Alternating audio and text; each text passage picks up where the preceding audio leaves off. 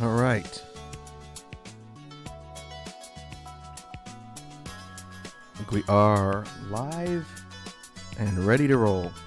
I see core breaks in the chat. What we can do is jump over to the drawing stream layout and get everything up and running and waste no time.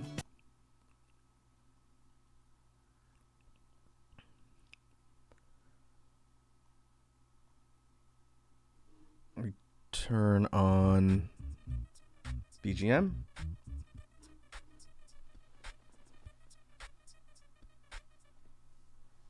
All right, that should be in the background. Core break says one of these days I'm gonna try that and it'll work. You'll know the Discord is live because I'll mention it on stream. I was thinking about mentioning it on Twitter, but then I realized that's probably a good way to attract a lot of attention I don't want. So I'll probably call it out a couple times once it's live on stream when you folks are hanging out, and I'll make sure Sour Lad knows that the command is there once it works. I'm in the process of finishing building the Discord server now that all the music stuff is out, so that'll be coming soon, for the end of summer for sure. It's my next major project that I'm working on.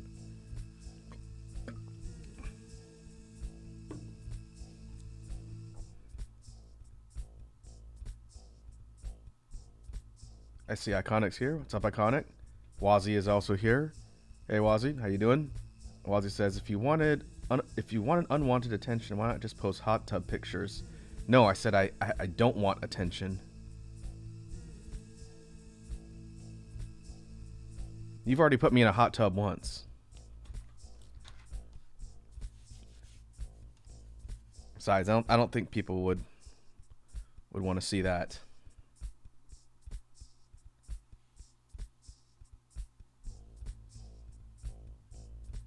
Oh, I need to go check out that new video Wazzy posted. I've been busy today, so I haven't seen it yet, but I will. Hey, Toothpaste Addicts here. What's up, Toothpaste? How you doing?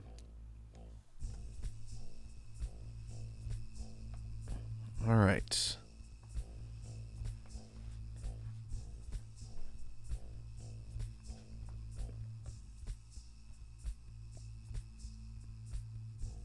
Wazzy says Raku's a fake fan. That's not true. I'm really more of an electric fan because I'm cool. I see Core has redeemed a hydrate and a stretch right off the jump. All right, fair enough. Toothpaste asks, how's everyone today? I'm good. It's been a busy week. I'll be glad when it's the weekend. But can't really complain. So what are we doing today? Today's going to be an experiment, folks. We're going to try something that I haven't really messed with on stream before, but a lot of people, artists specifically, have kind of done on the internet. It's not my idea. But we're going to mess around with some AI generated images today. And let me know if the BGM levels need to be tweaked at all. What we are listening to today, instead of live loops that I've made on the fly, is the combined BGM collection of songs that I have released so far. And unlike normal when we're playing them off my computer, today we're playing them off of Spotify. Like I mentioned on Twitter earlier in the week, I'm officially verified as an artist on Spotify, so all my BGM tracks are now streamable from that platform. So if you ever want to get at my music without having to go to a place like Bandcamp or YouTube to see the videos, you can now just stream them from Spotify. I may post them to other platforms in the future. We shall see. If people want that, let me know, and then I'll consider it. Sour Lad's here. What's up, Sour Lad? Welcome to the drawing stream.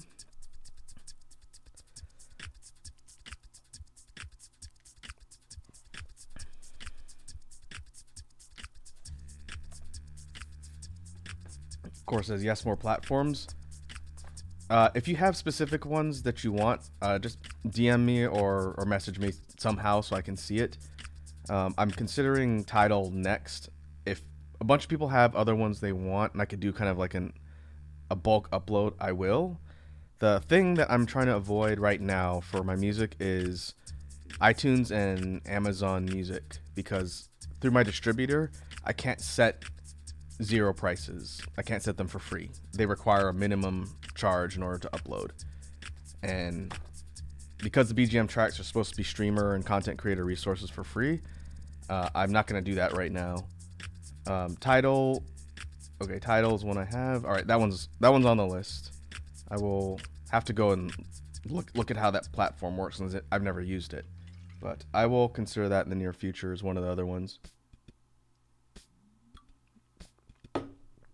All right, so let us get started.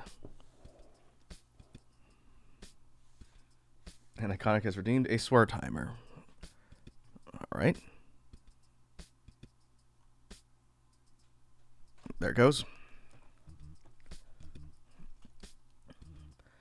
So like I mentioned before, we're going to be messing around with AI generated images today. And I'm sure everyone has seen this tech floating around. People have been messing around with it for a bit. It's very, very fascinating from a tech and just art perspective. Basically, the site that I'm using is called Craiyon, with Crayon spelled like AI. Let me get the link. I'll put it in chat.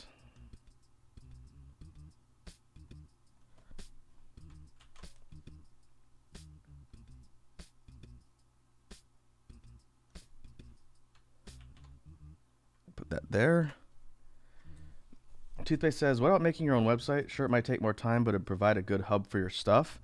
I thought about putting a card together that has kind of centralized links for all my stuff. My music primarily lives on Bandcamp, and outside of regular streaming platforms. So in the past, before I got everything uploaded to a streaming platform, I would send people to Bandcamp, because not only is all my stuff there, but you can download the tracks for free, and people who want to use them for content or whatever can get at them there. What I may have to do, especially once I start getting them on other platforms, is probably consolidate and put all that in one place. So Toothpaste, that is a good idea. I may have to start putting together like a card that has a bunch of links, socials, all that stuff. And then I can link it from places like Twitter. I can link it here too. So yeah, I'll look at doing that too. So if you take a look at this Craiyon site, it was formerly called Dolly Mini, which is an AI script and generating tool. It's very simple. You go to the site, and then you put a description of an image, anything you want to see, into the field, and then run it. And what the AI will do is it will generate, I think it's 9 images of what it's going to try and draw and create for based on your description. And you get some pretty wacky and interesting things. It doesn't do it 100% accurately, especially when it comes to people and like faces. But if you put in keywords of things, it'll do its best to draw stuff, and you can get some really interesting results.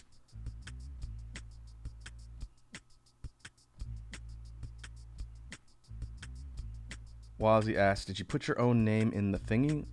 What thingy? Oh, into the AI generating tool? I did. It assumes it's from some sort of anime, and it just creates a bunch of like random husbando type dudes. Here, let me see. I thought about doing this live and us playing around with it, but I don't know if it's possible for the AI to generate like NSFW images. I've never seen it, but I'm sure it's possible. So I kind of don't want to just have it running on an open window on stream. If it put something spicy in there, I don't want to get in trouble. But last time I searched my name, just Raku, I'll do BPM. My full name. It spat out a bunch of just kind of like poorly drawn dudes. It's very interesting.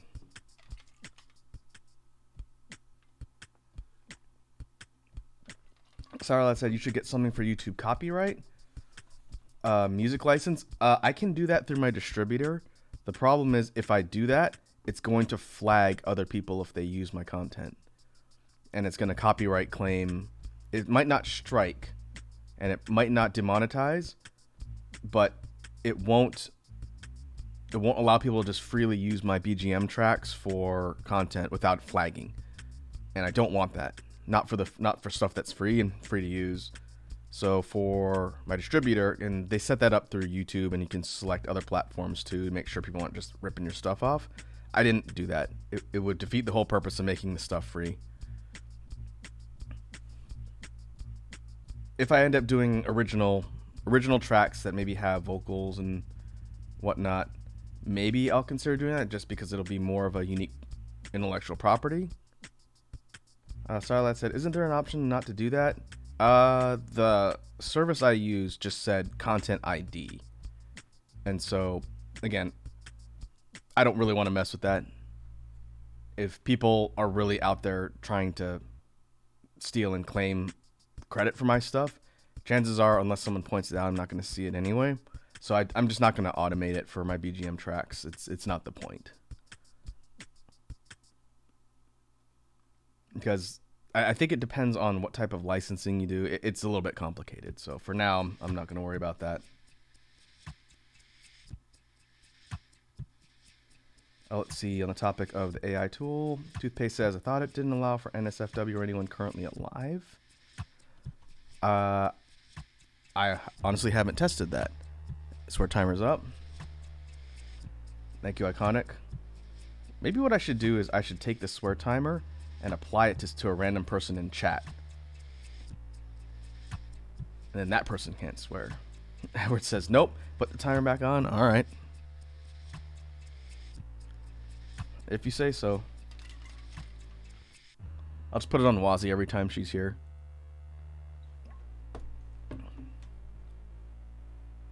All right, let me show you folks what I'm talking about when I put my name in there. It's nothing that's gonna get me in trouble. I'll just pull it up in browser. Actually, no, I'll do this. I'll just screen cap it and put it into my canvas. I don't have to add another source. Just in case you wanted to see what the results look like.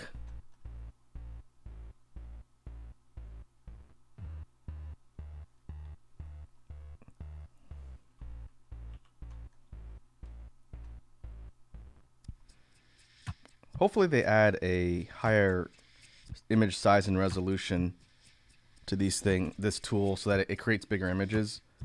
It saves at a relatively smaller resolution, but you can save the results, which is what I've done for the project today.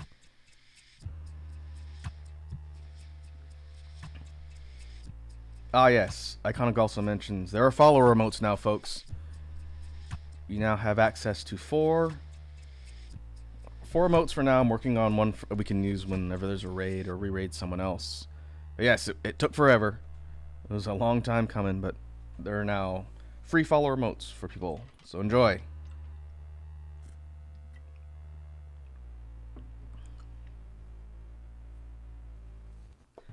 But as you can see here, it does an interesting job of creating like the basic rudiments of a character, but because of the way the AI works, faces don't turn out well, and they look a little bit horrific. Toothpaste says, well, gotta go, early start tomorrow. All right, Toothpaste, thanks for stopping by and hanging out. Always good to see you pop in. If you want to see what sort of terrible horrors we create, the VODs will be up once stream's done. Wazzy says, these boys be terrible. I don't know how the AI does this. I don't know if it does like a Google image search and tries to gather enough data to create a product, because this almost looks like these could be images taken from something that it's trying to merge and pull. It's very fascinating. That the tech is super neat. But what I found works really well with the generation is creatures. It creates really interesting creatures. And let me see if I can do this. Actually, I'll send that later. If you just put in keywords for different types of creatures, it spits out some very interesting results. But what I found is that one key phrase that turns up some very interesting results. And I honestly just did this on a whim, and I've run this search several times, and it's created some really interesting things for reference, is Raid Shadow Legends. It's not a sponsored deal or a joke. That's a fact. If you put that through this AI generator, it creates these like humanoid creatures that are bizarre, but also look like they could be out of some sort of video game. It's very, very unusual, and that's what we're going to use as the basis for our first subject here. I've spent some time just running the search over and over again because it spits a different set of drawings out every time, and I thought it was really neat. So we'll take the look at what we've got and try and create an actual fleshed out character today. So let me put up a reference. This is going to be the one that I chose to start with for sketching out a character. I will put it on the actual stream. It's going to be in the lower left corner, so you can see what my reference is, and I have it pulled up on my other monitor so I can zoom in and look at it. And we're going to try and concept sketch out a fully fleshed out character from this drawing that was created using an AI. So let me turn this on. I'll make it a little bit bigger and just move it down.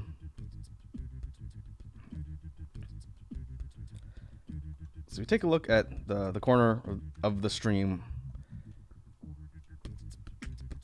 The AI has generated some sort of weird armored guy, like an armored character. The face doesn't have much definition. It looks like a helmet of sorts. And then the body is covered in some sort of armor plating, and then there's the kind of cloth armor thing hanging down from the waist, and kind of fuzzy around the legs. Could be pants, could be like fatigues or leg armor. And then these like sharp blade-like things on the body. And the character appears to be holding what looks kind of like a... It's hard to tell if it's a blade, like they're holding it with a reverse grip on the left limb, or if it's a scepter. I think the kind of red part's another character that's just cut off frame. We can't see. And so the exercise today is we're going to try and take this and actually define a lot of the details and see if we can create an actual fleshed out character from this really weird concept.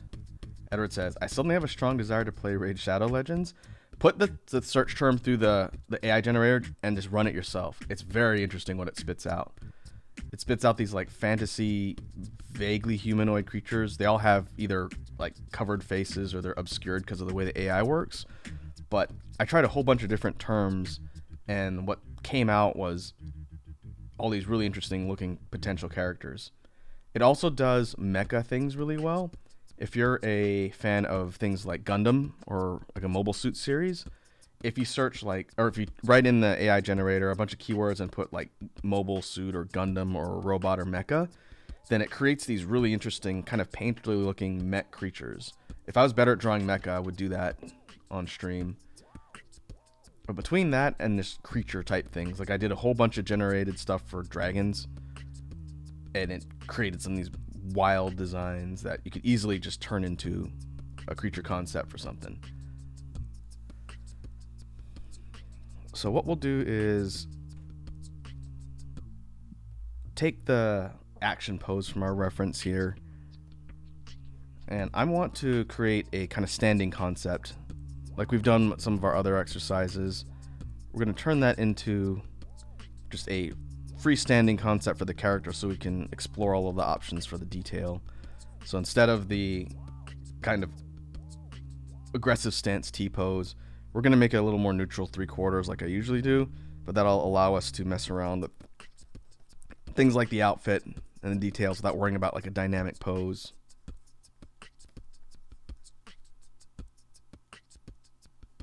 Iconic says, it's kind of like a Rorschach test. You interpret what you see. Exactly. And that's the kind of neat thing about doing this exercise is I've got to take this very kind of obscured image. It's got some noticeable details, and I got to create something that I see there. Someone else generating the image or looking at this image might look at that and see something completely different.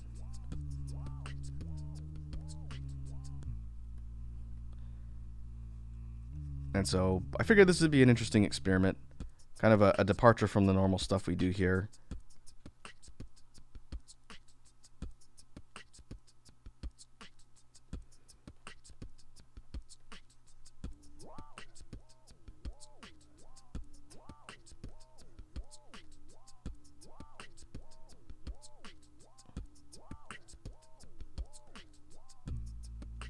Let's see if we interpret the weapon going this way. We might do something like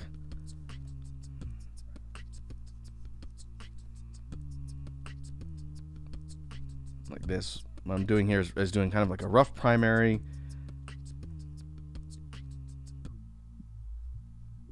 To get like a neutral pose down. And then from there we'll kind of placeholder this and start messing around with different parts of the design that we think might actually factor into a fully sketched out piece in the creature.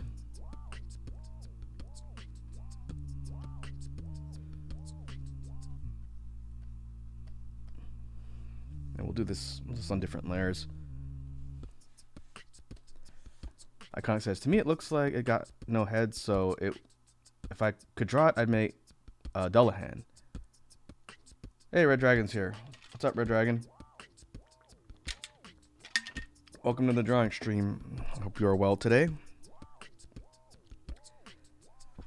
And that's an interesting point Iconic makes. From the reference image, the way I read it, if we were to real quickly sketch out a kind of a closer view of the reference, I see like a dude. Here's the body. Here's limb 1 going this way. Here's limb 2 going this way.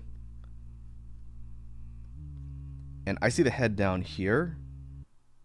Like the character is kind of bending forward, maybe at the waist as a bit of a lean, like the character's getting ready to lunge directly at the camera.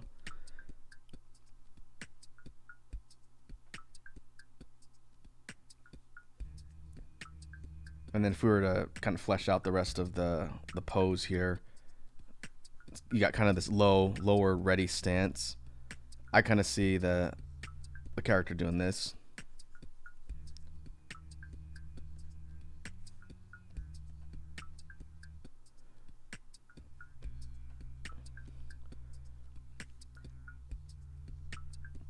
And so it kind of depends how you would interpret it, because I really think that this part of the image, which is kind of between the shoulders, it's lowered, could make for an interesting helmet design. So I'm going to run with that for my interpretation of this drawing. So what do we think it looks like? It looks kind of like almost like a tower-ish type helm. If I were to draw it head on,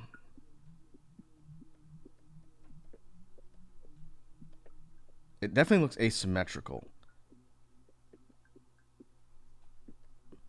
So if we were to take kind of like a general shape, kind of a more tall helm like this, with these kind of plates, almost like it's shaped kind of like a taller, like a tree trunk almost. Red Dragon says, can see both. To me, it looks like a long horse-shaped helm. Yeah, so let me try and illustrate what I'm talking about here. If the helm itself is kind of tall, here, let's do it this way. Get a rough shape together.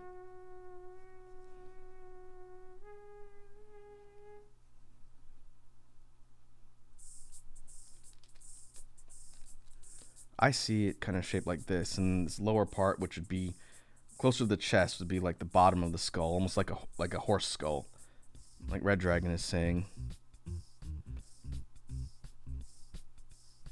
So if we think about it from top to bottom, it'd be kind of a more elongated type helm.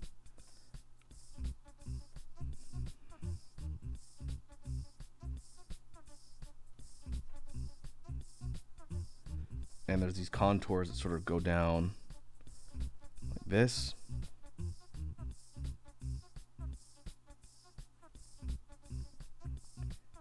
And potentially the eye would be down here.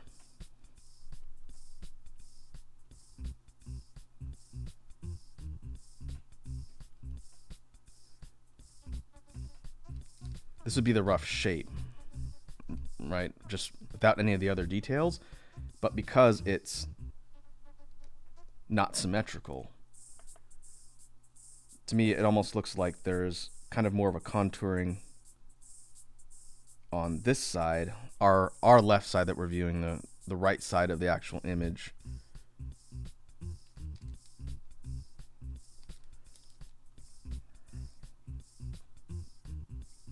And it looked kind of like this kind of splintered texture going up. And then on this side,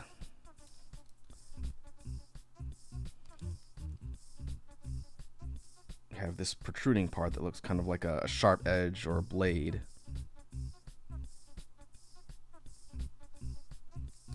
And then going up towards the right,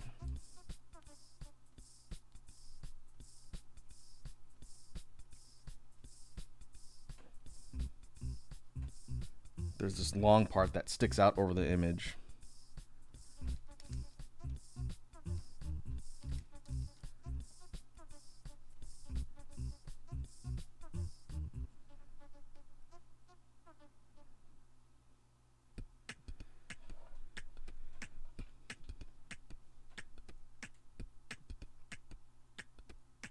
Everybody says, looks like he has goat legs or something. Yeah, the definition of the legs is kind of weird. I think we can take some artistic liberty there.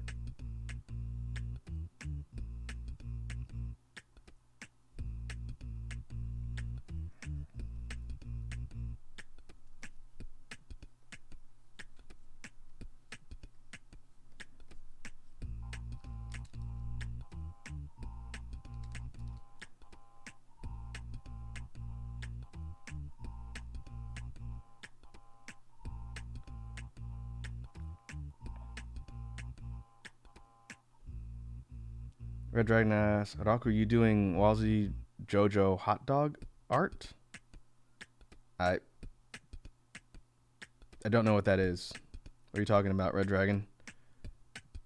Is that something from her? One of her streams?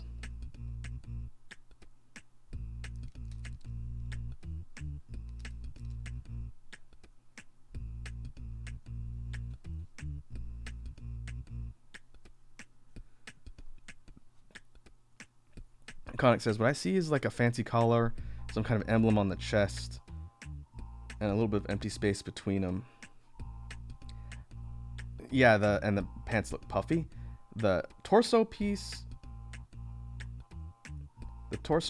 is interesting. To me, I see kind of like a full plated thing that covers the entire body.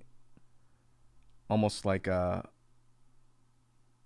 plate mail, but the way the plates are is not defined. Red Dragon says, Wazzy birthday stream, she's going to rank the crew art and we have to do JoJo hot dog. Oh, I was not there when she was talking about that. I should go look.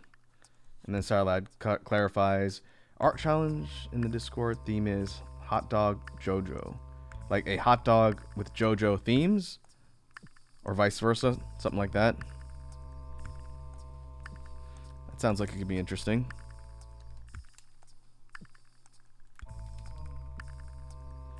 I will have to take a look.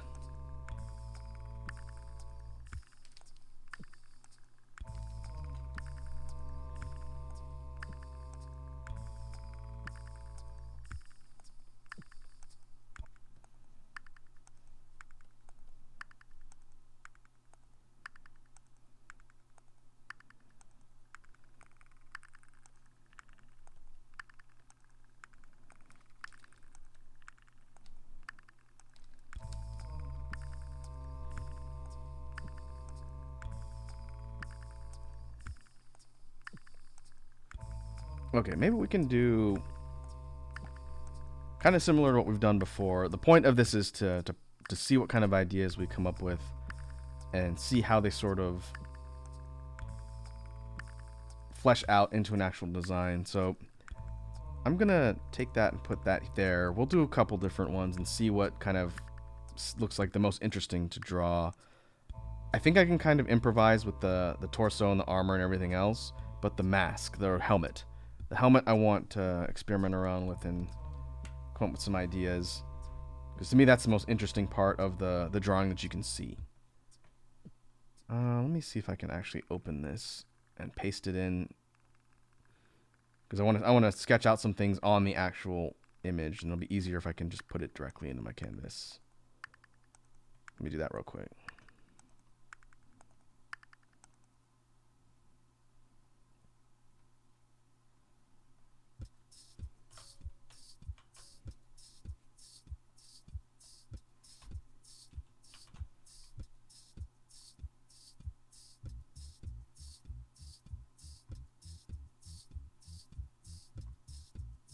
There we go. A little bit fuzzy because these are, again, lower resolution images, but that's okay. What I can do is just drop the transparency and now I can sketch directly on it. That might make it a little easier.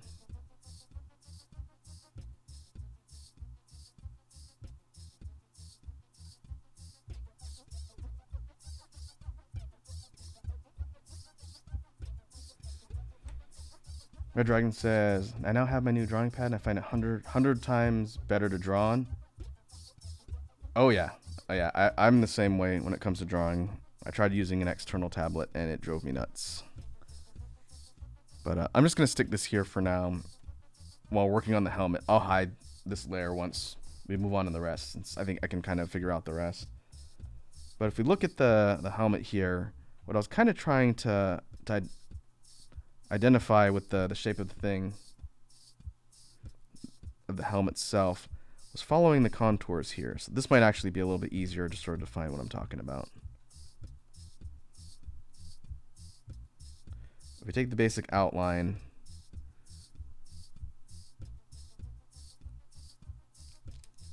we could even make it asymmetrical so there's only an eye on one side. That could be interesting. I see this dark part here is the actual eye. And we have this part that goes up. We could make it like a tree man. This thing looks kind of like the trunk of a tree. And it's got the contours that go over this way.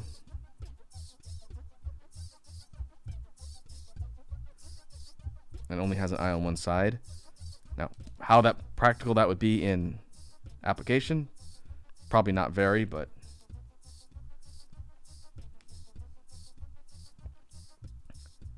the point is not to make something necessarily practical, to make something interesting.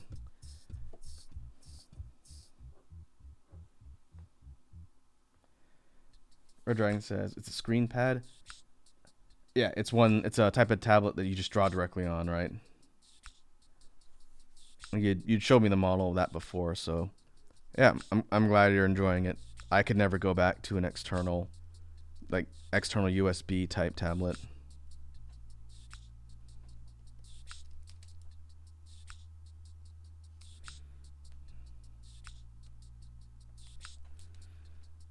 Iconic says you could only have the one eye, so it's like a custom helm for him. Yeah, the point isn't for it to necessarily be something practical. We're trying to take the design that the AI spat out and run with it to create something a bit more fleshed out.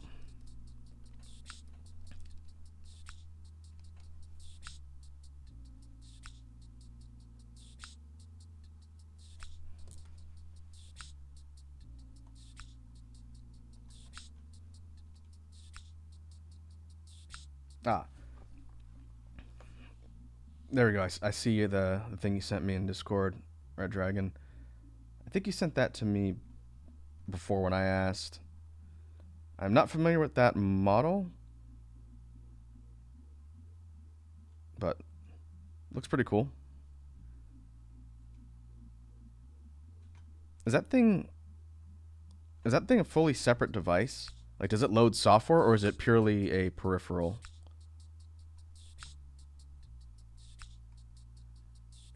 Oh, Red Dragon says, no, that's a different one? Okay, I gotcha.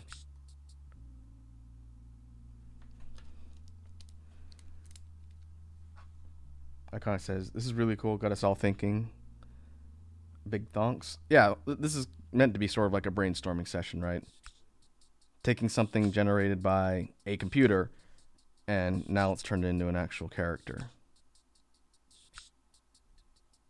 So I like this sort of tree trunk type head.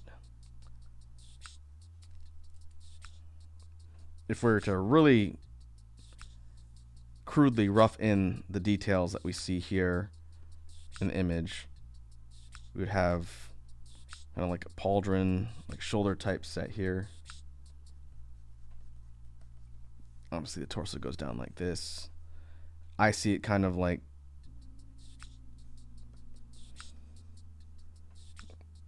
plated armor, maybe something like this. Again, really crudely roughing in what I see.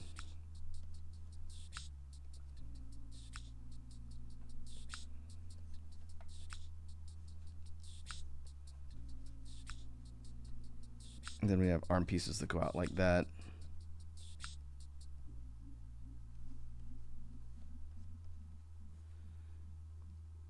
Red Dragon says, just an extra screen.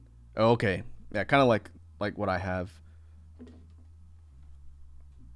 My drawing tablet that I use also functions as my primary screen. So that is, even though it's so old, it is like a lower resolution and refresh rate, and it's a little bit darker because I've been using it for so long. It is not as sharp as all my other monitors, but it's my main. So that's really minor. It's not that big of a deal.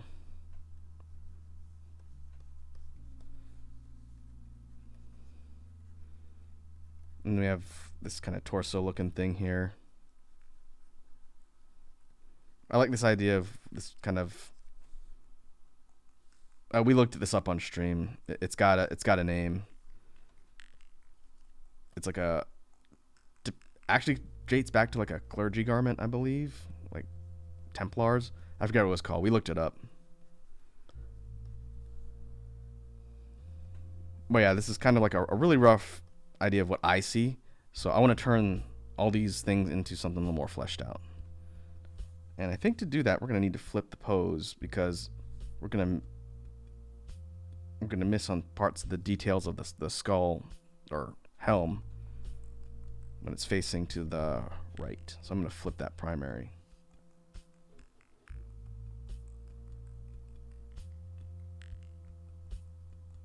Red Dragon says, to me, the arms are twisted differently, and my drawing pad is better than my main monitor.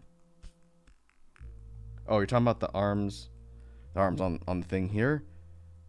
I see them going straight out, but this one, to me, this side looks like it's pointed this way with a fist.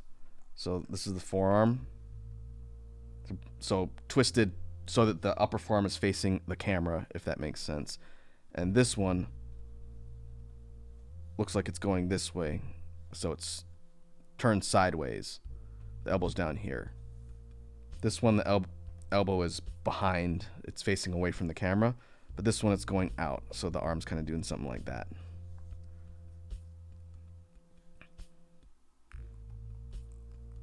So the arms aren't out symmetrically.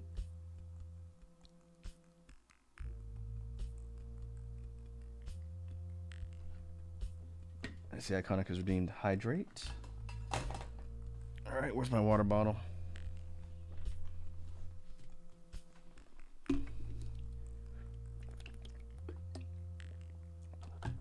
Iconic says Gafuel refuel. I actually don't have any Gafuel right now.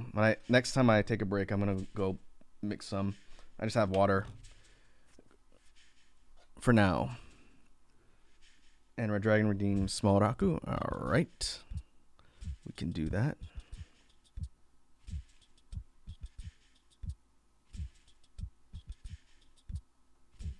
Oh, square time has been up for a while.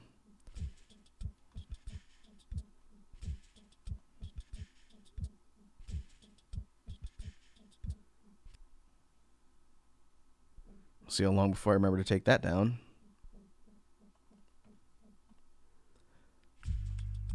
All right, let's So we'll zoom out here. Again, this is all just basic concept sketch type stuff. Now we'll actually start defining a total pose using our primary over here on the right. I'm just going to flip it.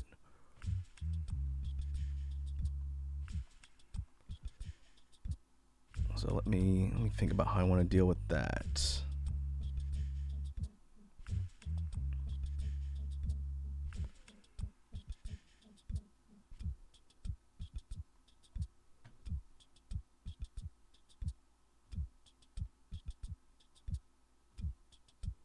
There, that facing that way.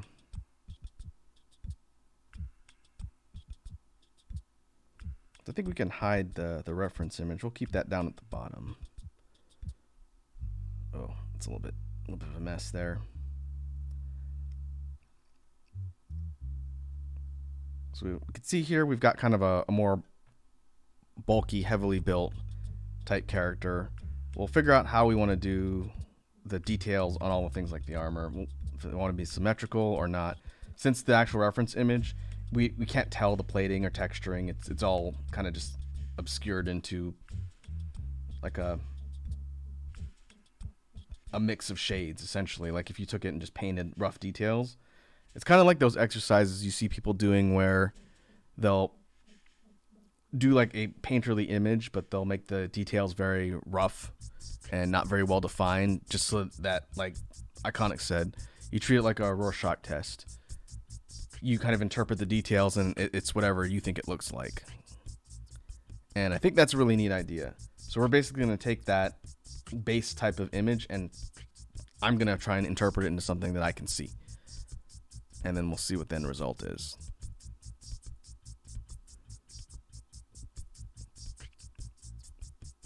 So let's see, we can hide you. Let's take our primary. We'll scale this up. Oh. I originally wanted to do this facing the opposite direction because I always draw things facing to the left. It's just a habit. But for this one, because of the shape of the helm and all the stuff on the left side, I think this is a better angle to do.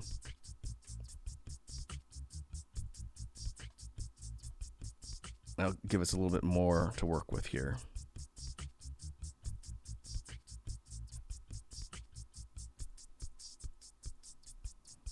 And I could always flip the image if I really wanted to, but that's fine. Iconic says, you do you. Yeah, we'll figure it out. It's not really a rigid process here.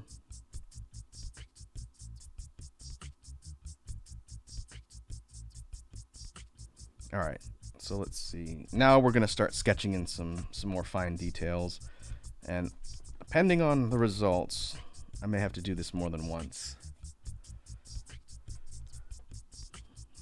But we'll see. I'm going to study this image for a sec and try and think of how I want to take this kind of like tree trunk helm and start roughing that in.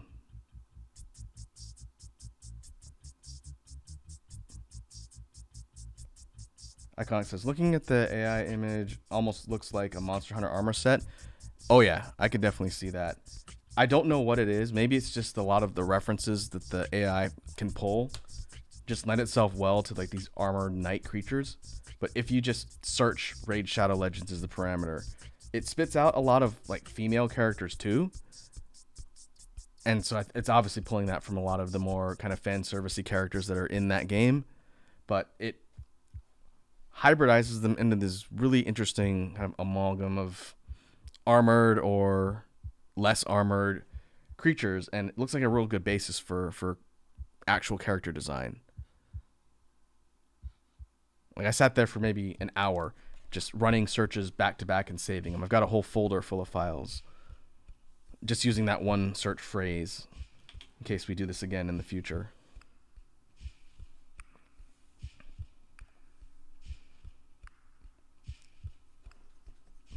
All right, so now let's actually start roughing in specific details.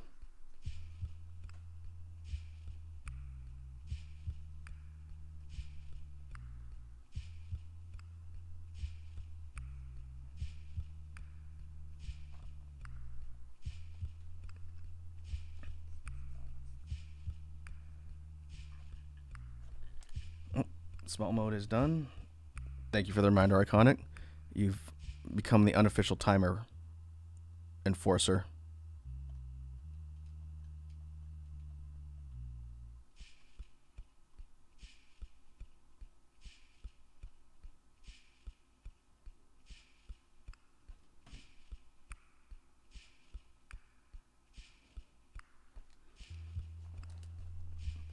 All right.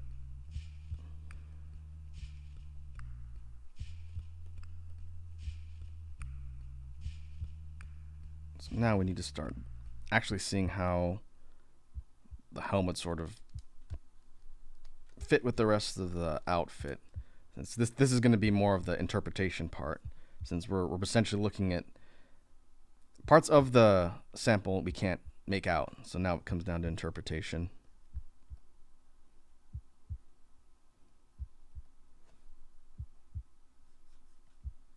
Maybe can we do some more like a cuirass, those things that are like a torso guard. A normal one looks kind of like this, and then it goes down here like that. But instead of that, we kind of do like plate mail, kind of do like a hybrid, because I want to have the shoulder part or pauldrons be separate pieces, so it's not like one big torso piece fused together.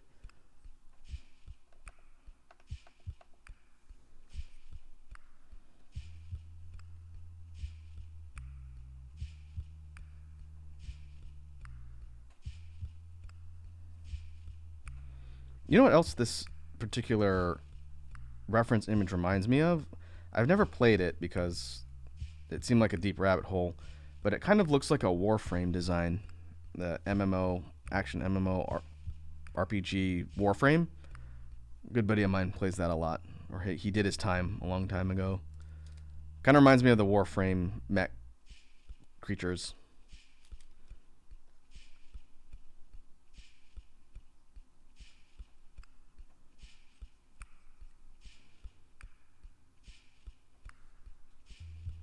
Red Dragon says, "Oh yeah, I do. Oh, you play Warframe?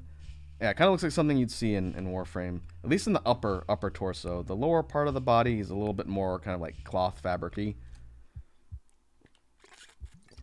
I get slight Warframe future cyborg ninja designs from that vibes.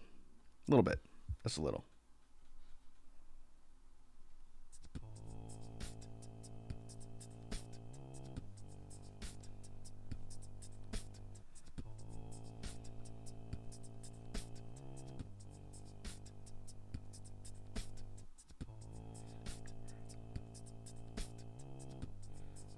And I kind of like the idea that there's this pattern that goes across the chest plate. It doesn't have to be symmetrical, but it almost looks like a rippling or vein type texture that goes across, as if it was kind of like a organic material on the chest.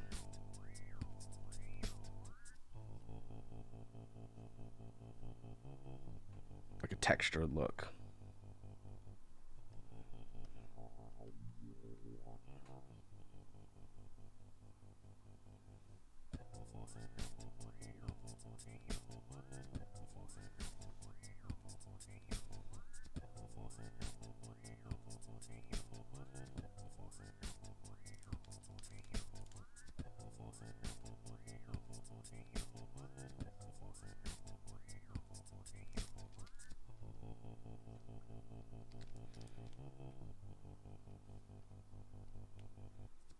And then maybe we have that same texturing on the helm so that it's kind of like a similar theme, right?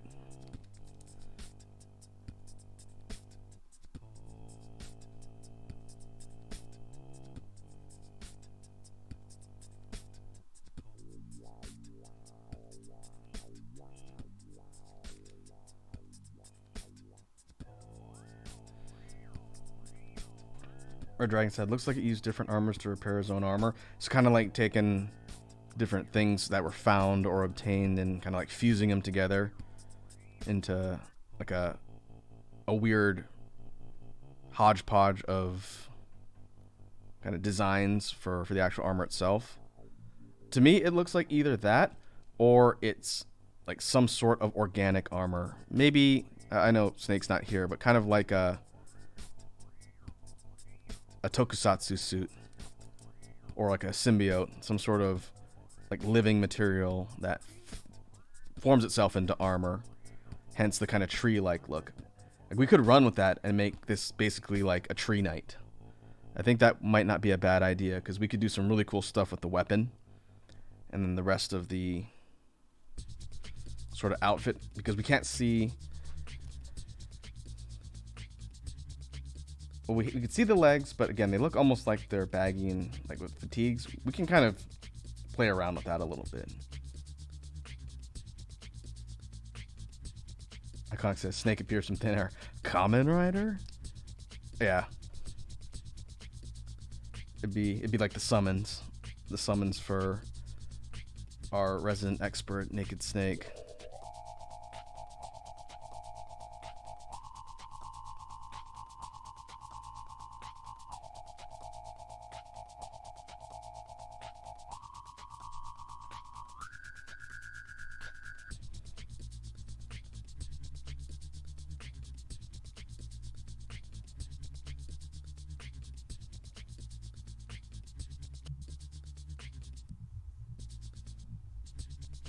What I'm going to rough in some ideas for this kind of waist guard.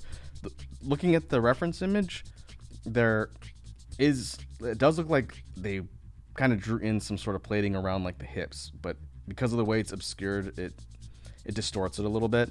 So I'm going to kind of pull that back a little bit and make it more defined.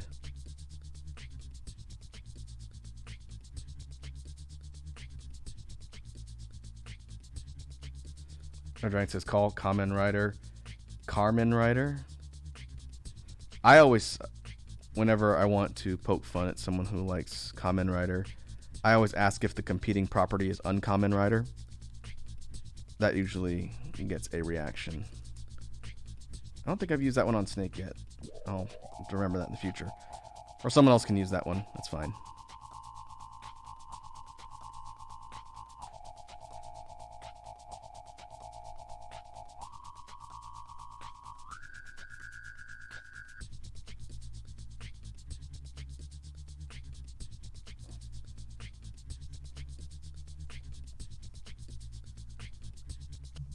Okay, I have done this type of garment on my own unique designs, so I need to make sure I don't just start transposing my own style of characters onto this thing.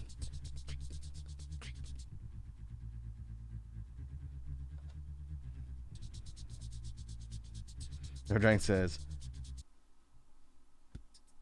gold coin for the joke. Thank you. I'm here all week. Also, good to see that your gold coin emote is now enabled and working.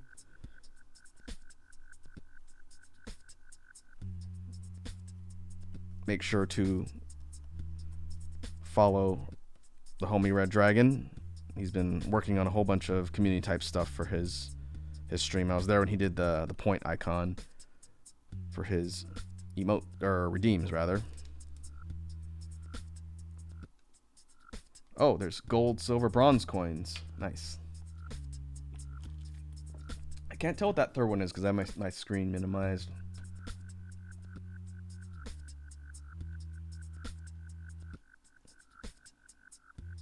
The rave one.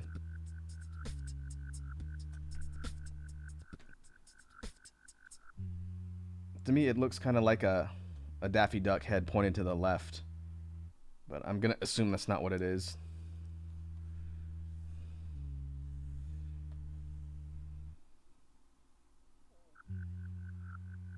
Yeah. Yeah, the sleeping dragon on the coins is one I saw you working on. So I know that one. I've seen you use that before. But it's the fourth one. The rave, the multicolored one.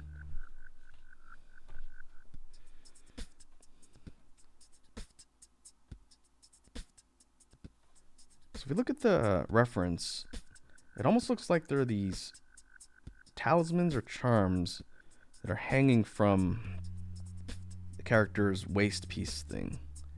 You can see a couple kind of on the side.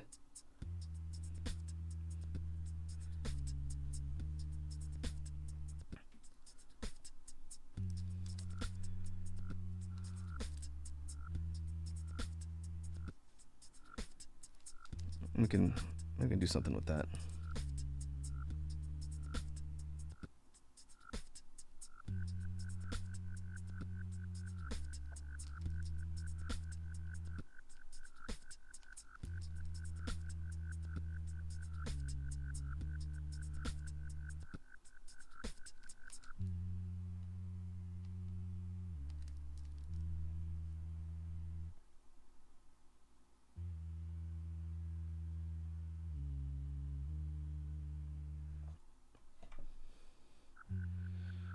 Oh, I see. Red Dragon says gold, silver, copper, roll dragon. Fourth is a black dragon sleeping on gold coins as a rave. Ah, I see.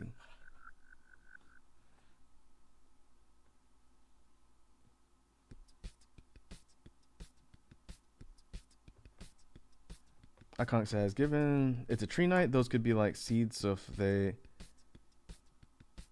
beaten, another could grow and take its place. Ooh, that's a neat idea.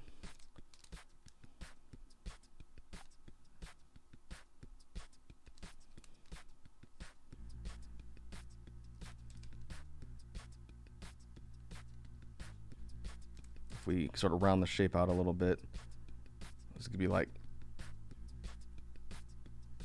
seeds that are bound with some sort of chain or like a string and kind of wound around the armor.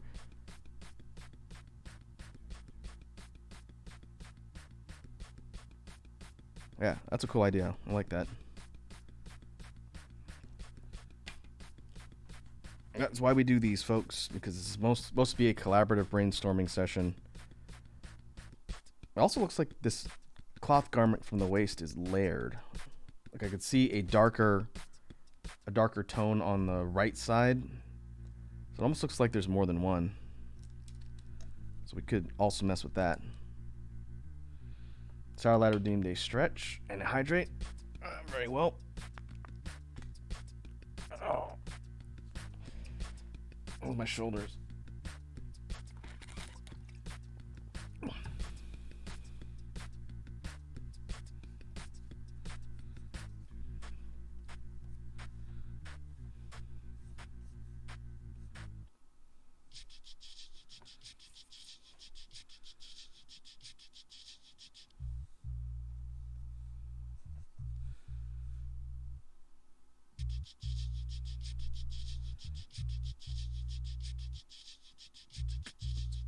Okay, I'm going to kind of jump around as ideas come to me here.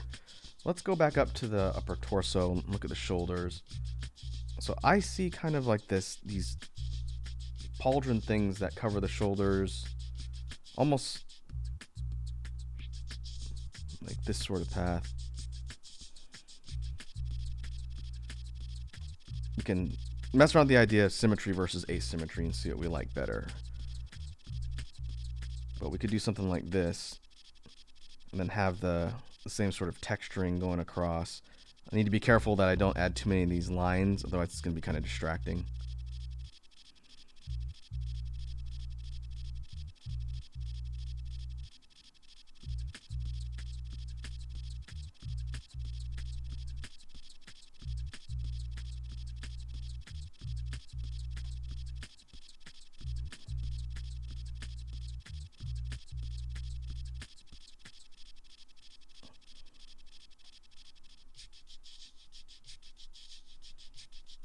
We have the kind of bicep, or part that covers the bicep.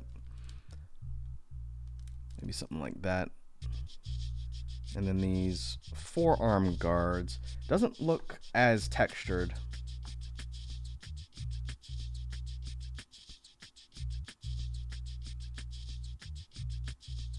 Oh, it does look like there's sharp edges towards the top. Red Dragon says, looks like they broke great sword axes mounted on the armor. Yeah, it looks like there are these kind of blade-like things on the... Let me see if I can scroll up on my image here. That are on the shoulders, so we'll definitely get to that. Almost looks like they're kind of... The texturing on the... and color of those things on the shoulders, they're a lot lighter and more metallic than other parts. So it almost looks like crystals or some sort of metal that's fused into the shoulders, if that makes sense. So let me see if I can illustrate what I'm talking about here. This side definitely has something that looks like this. But then it also has a protrusion that looks like this.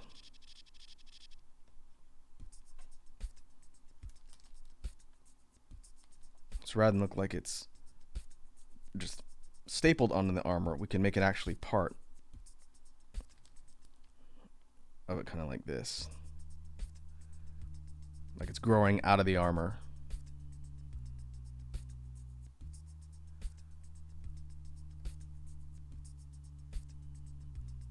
Iconic says, be right back, gonna eat dinner. Alright, dude. Enjoy your dinner. We'll be here. Red Dragon says, the hip looks cut open. Yeah, on the right side.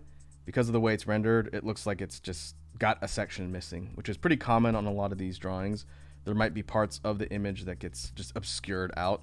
So we can work around that. That's fine.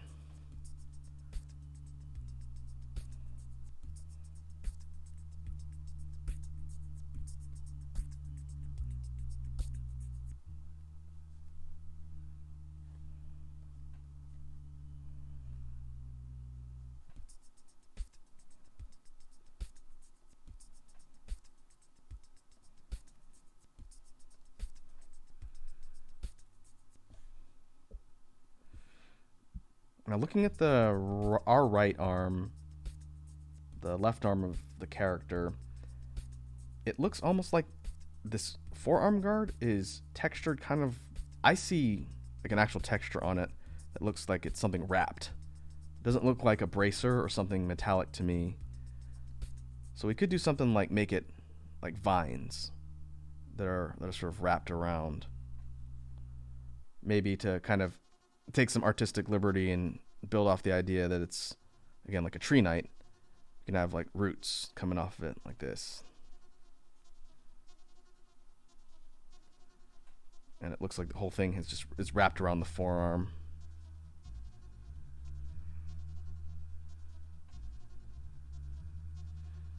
I could even continue down to the hand too. Doesn't look like this character is wearing gauntlets. Looks like it's more like gloves, like something the same texture as what's on the wrap above.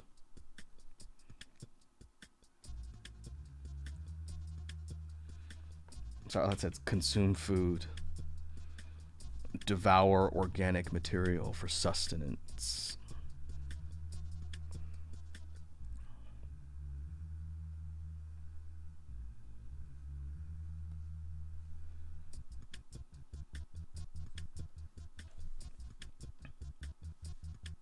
Now what we can do is kind of placeholder a weapon here.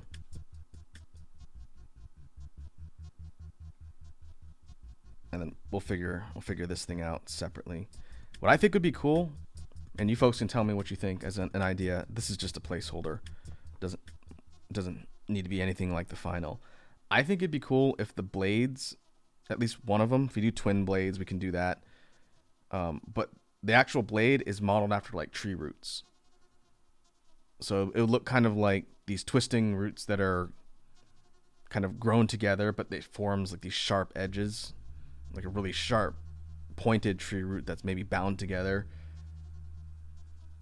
I think that'd be kind of a neat idea to build on the theme of, again, like a tree knight, which I think is where we're going with this.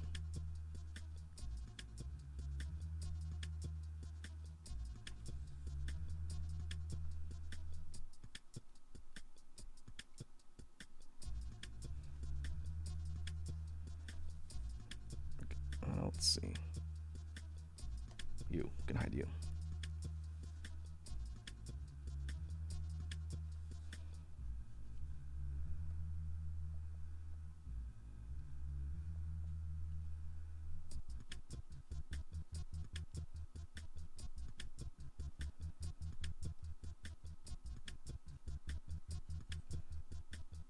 I have this one going out roughly the same direction.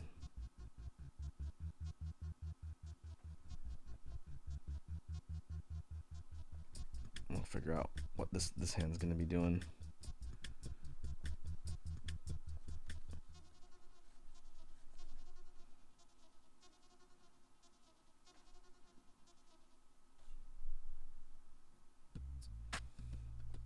You can make it holding a sword going out this way too, if we wanted to.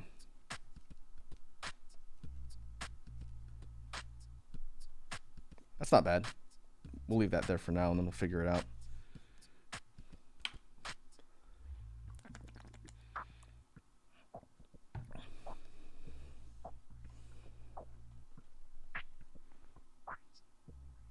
No, in the AI rendered image, the left arm, the one on our left, it renders out a little more skinny. I think it's just the way the sort of background is blending in.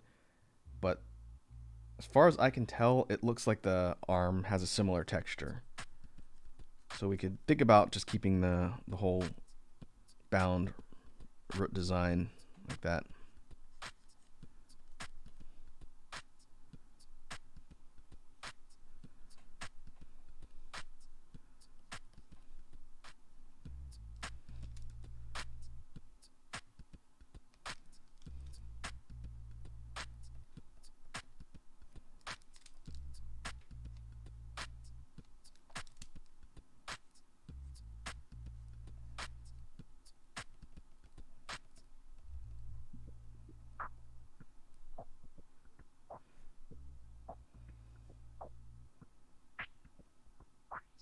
Now let's look at the legs.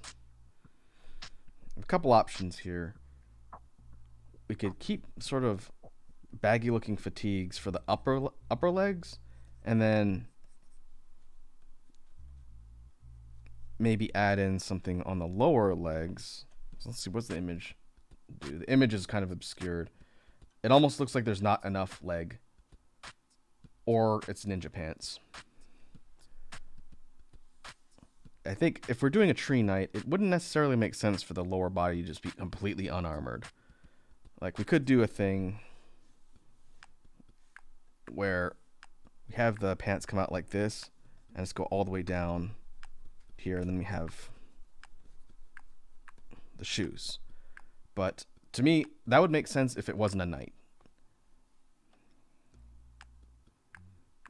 So I'd rather take some artistic liberty with the design and add in some sort of armor.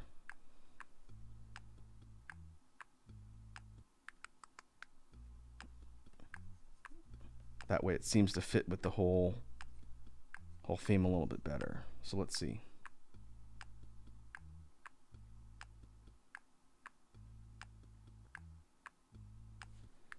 Red Dragon says it could be leaning forward. Monk legs, pants. Yeah, that's what I was kind of thinking. Like, those really kind of loose, baggy kind of pants.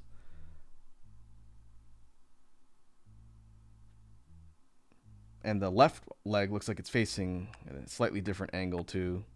It could be facing like this. The joint is all weird, so it feels like a reverse jointed creature or character. It'd be like the leg facing this way, like that.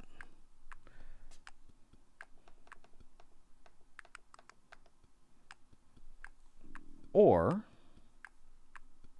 we can have the idea of maybe like these boots and make the boots start about here. And then we figure out the shoes, because the shoes are pretty much obscured. We can do whatever we want with those. If we do that, we have the pants kind of like loose fitting things going all the way down to the boots like that. But we could do something like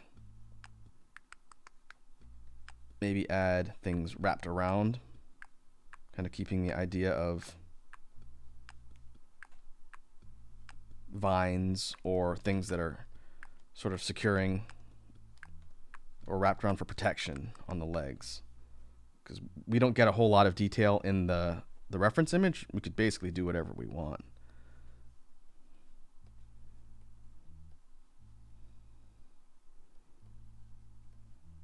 So let me kind of illustrate what I'm talking about here, and we'll see how it looks.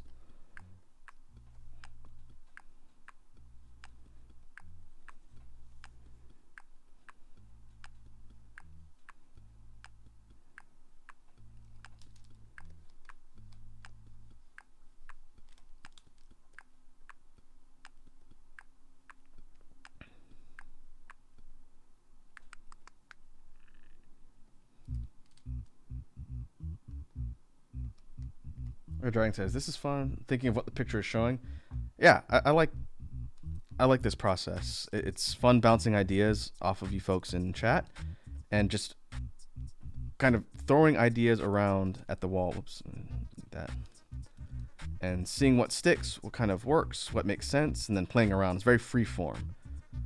And again, I thought about doing something like this for a while, and just haven't. One of my favorite YouTube group of creators are the folks who do the Drawfee Show. And it's a collection of artists. They do different themed episodes around challenges and whatnot, and experimenting around with different characters. They've done something like this, but I haven't seen that video. I didn't want to basically steal their entire idea. But I think they took AI images and created characters based off it, kind of like we're doing here.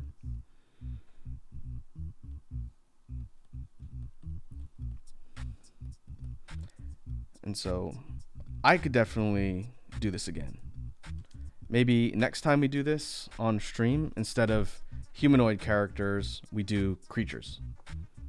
You know, there's a lot of really interesting creatures that I generated and saved. So maybe we can do that in the future.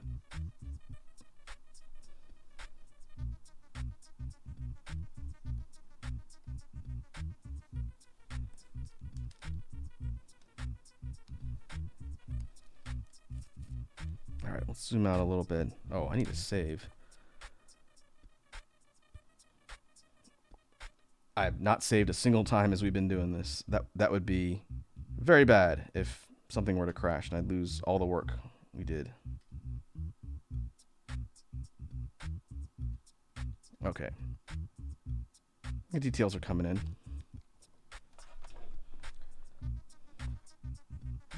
Let's finish up the rough sketches on these lower boot type things.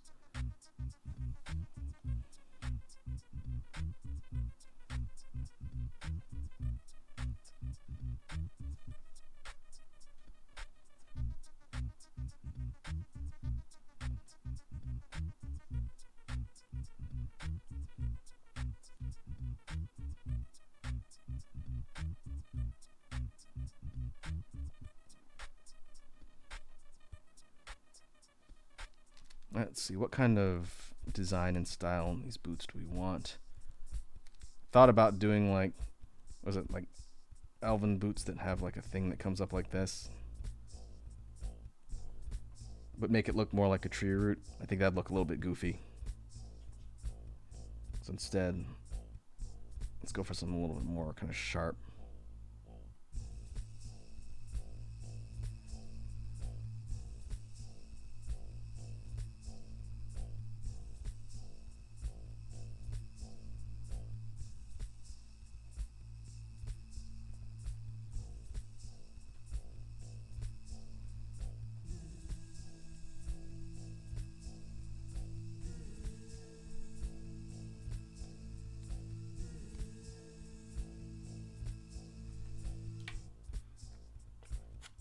Hard Dragon says elf boots are made for walking, and that's just what they'll do. And one of these days, those boots are gonna walk out the door. Hey, Fearful Milk's here. What's up, Milk? Haven't seen you in a while. Hope you're doing well. Welcome to the drawing stream. We are trying to create characters based on AI generated images. And what we've got here today is some sort of tree knight. You can see the reference in the lower left corner, spat out by the Craiyon AI. And we have been experimenting around with different design ideas and concepts to create said tree knight.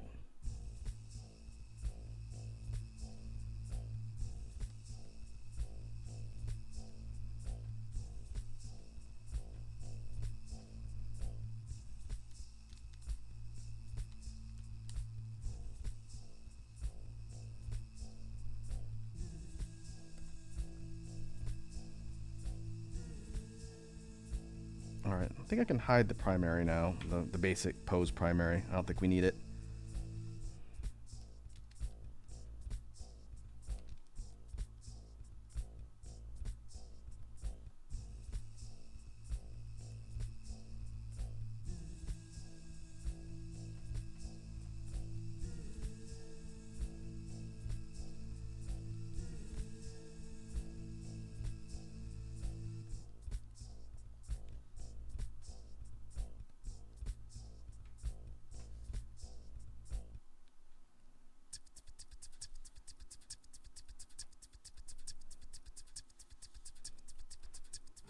And if we zoom out,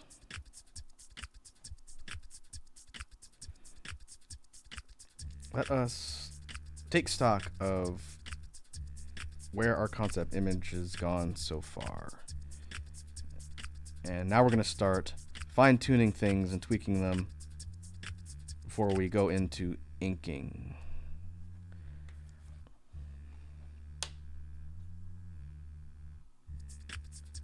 Milk says, college happens and while I'm busy through the month because it's my birth month. That and I do not use Twitch anymore, really. Ah, I see. That makes sense. I hope your studies are going well.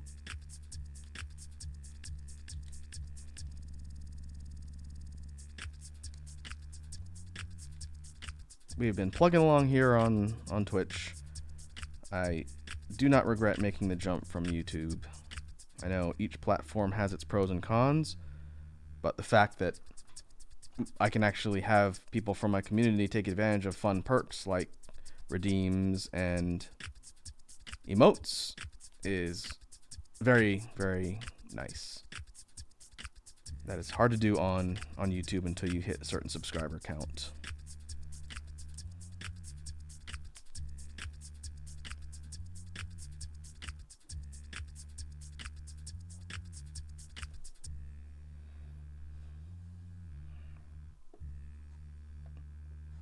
Milk says, college part for me is stopped now. All party for moving to a new platform. Yeah, it was a little bit of a learning curve jumping over to Twitch and figuring out the ins, outs, and basics. But yeah, I don't regret it. I was so gently pushed by Wazzy because I was kind of on the fence for a bit, and then eventually she said, just sack up and do it. It'll be better for your community. I was like, okay. And I never looked back. That being said, if you ever looked at doing that for content creation, Milk, and you decide to jump over and need help, feel free to hit me up. I can tell you what I've learned and how to get stuff set up. It's really not that hard. Silent said, I like the redeem system. Yeah, I like it too.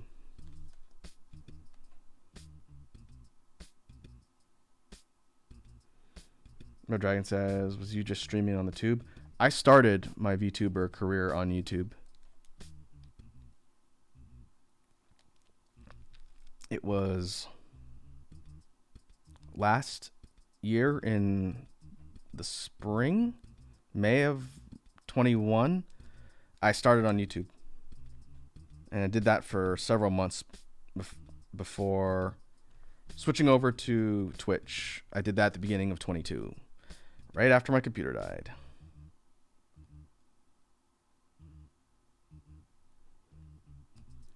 Milk says, thanks for the offer. I tried to move to Twitch, but all my place is on YouTube until I can multi-stream. Ah, that's fair.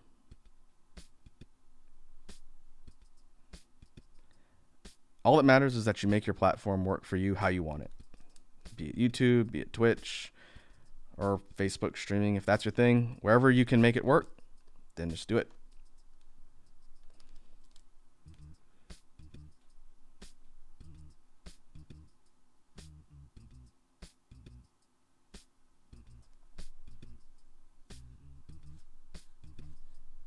Sarah asks, what's your YouTube like at Fearful Milk? Milk, since I do know you, if you want to link your YouTube in the chat for people to check out, feel free. Normally I don't let people just rampantly put self-promotion stuff, but again, I know you, it's fine. If you want to put your link in the chat for people to check out, go for it.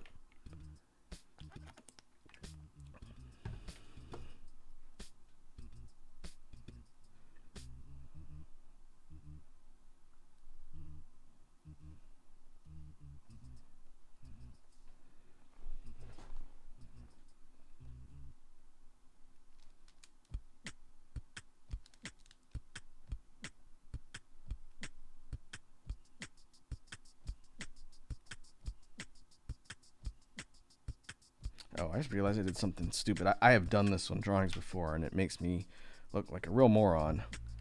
on this sword in the left hand here. That is not where you grip the sword. You do that if you want to cut your hand off.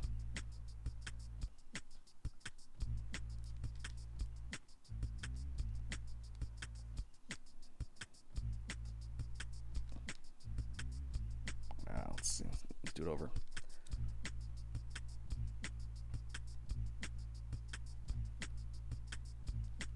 The hilt is up here, or the pommel or handguard thing.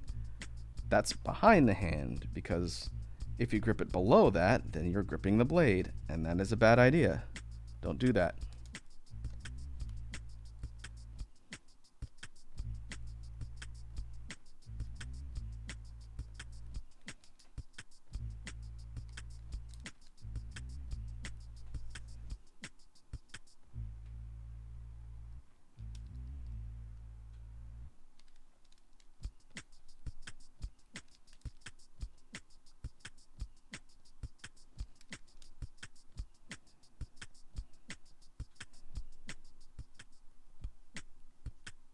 Okay, we'll keep that kind of rough for now. I'll need to go back in and fix that.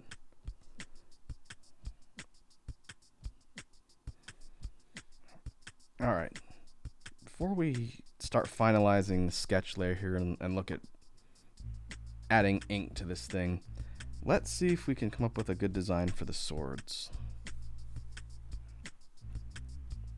If we do kind of like a side-by-side render here.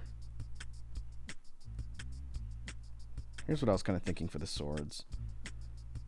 Not necessarily like an Eastern design, which is kind of what it looks like from what I've done here. Not like a... was it Tonto? Like a short katana, not like that. This thing being more of a knight should have a bit more of kind of like a Western-ish type look.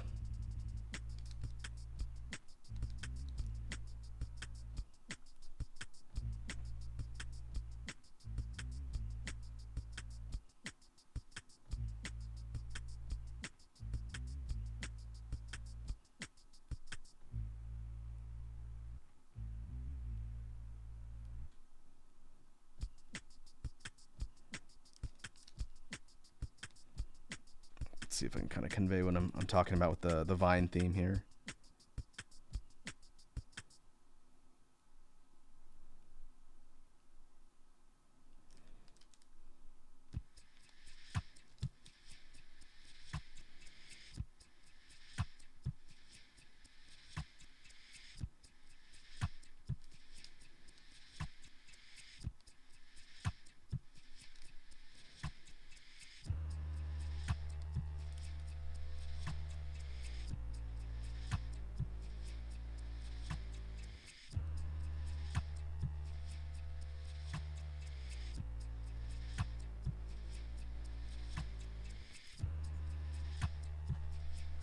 Milk says, "Thank you, by the way, Raku. I always wondered why your streams don't show up in my streaming bot. Do you not have Twitch linked to your Discord?"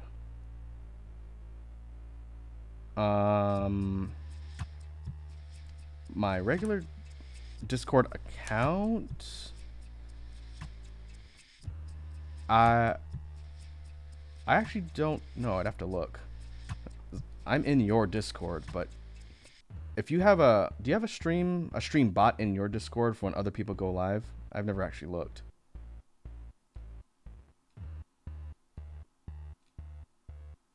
Because I have that on some of my friends' Discords that I'm in. So if I go live, their entire community gets a ping.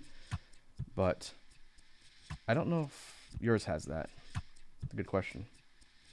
Once my Discord is up, that bot will ping whenever I'm live there too. In fact, I need to politely ask Best Mod Sourlad to show me how to set that up with StreamCord. Because I've got it in there, but I haven't configured it yet.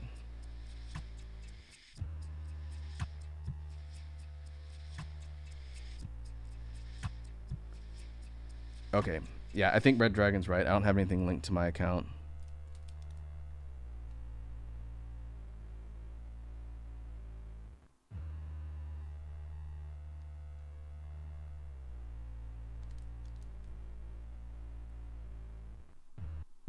Right now, I primarily rely on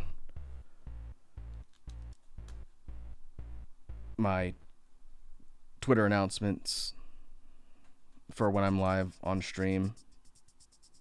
It'll be easier once I have my own Discord set up, because then it'll also be linked there.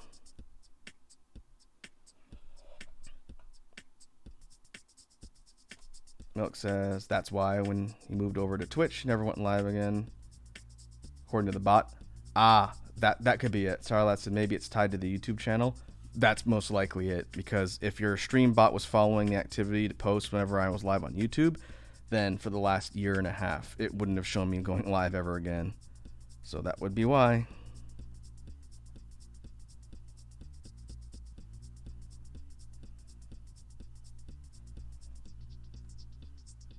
All right, what I'm doing here while we're talking is I'm messing around with some ideas for this sort of vine sword. It is proving to be a little bit more difficult than I would have thought.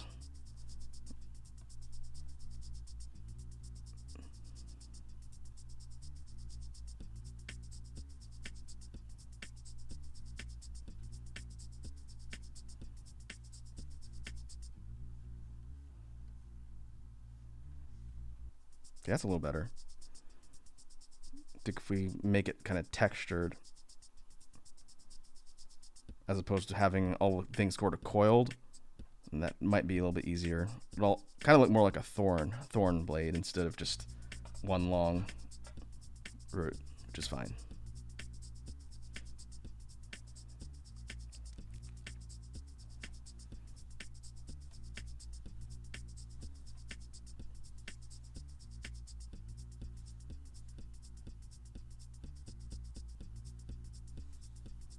Now, how this weapon work practically, doesn't matter for the sake of the exercise, as long as it looks cool.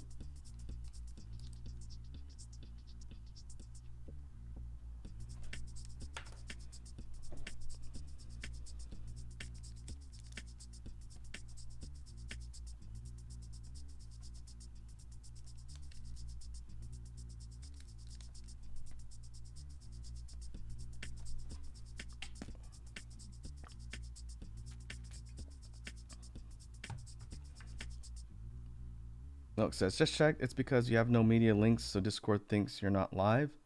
Ah, that also makes sense.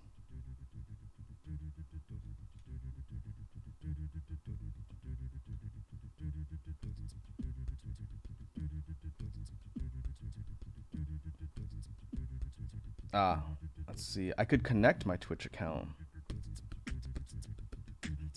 I'll look at that later. Iconic returns from dinner. I hope you had a good dinner. And Milk says, maybe a vine blade whip. Yeah, that's the kind of look I was going for with this thing here. Let's do a real quick brainstorming exercise with this one too.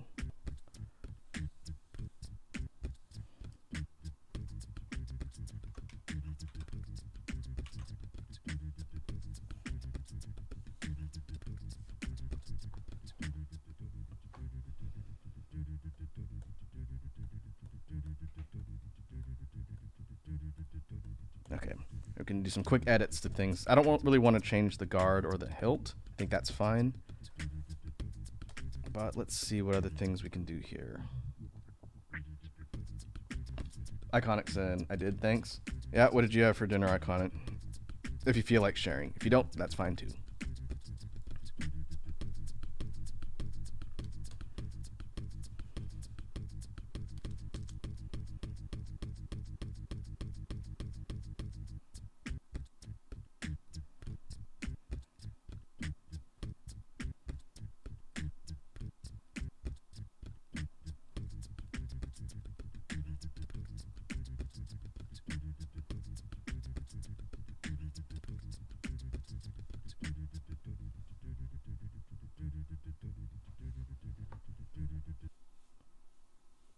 Icon says, just some sliders from the frozen aisle. Ah, I see. Were they the White Castle sliders? I haven't had those in a really long time. It doesn't help that I live nowhere near a White Castle, so that's pretty much the only way I'm going to ever eat those.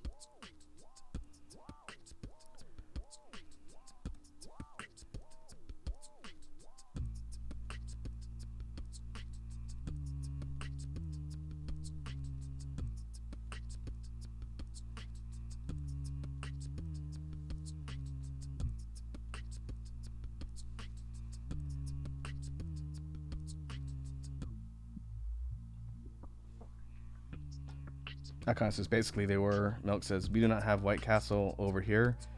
Yeah, that's. I think it's only on the west coast of the United States. I think. Last time I went to one, I believe, was in the state of California. I know they don't have them where I live. Iconic says just $4 cheaper. They taste the same as the frozen White Castle ones. If you folks want a good recipe from the book of Otaku recipes, if you make some small burgers for sliders, and you can just use regular hamburger, make small patties, throw them on a grill or on like a skillet on the stove. Instead of using regular dinner rolls, if you look for the Hawaiian sweet rolls, some popular brand we have here in the States is called King's Hawaiian Sweet Rolls. It's in a big orange package, and they make dinner rolls. They make big, large breads, sweet breads. And if you use those as the bread for your sliders, they're pretty top notch. King's Hawaiian Sweet Bread. That is a fantastic way to make sliders.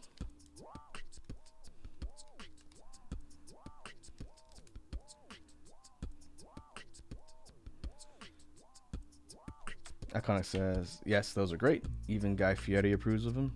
Yeah, they're great. They do hot dog buns too. Hot dog and hamburger buns, like regular full-size buns. But I like taking the dinner rolls and then just putting sliders in those. Maybe doing like a slaw. Asian slaw is good. Something with a little bit of heat.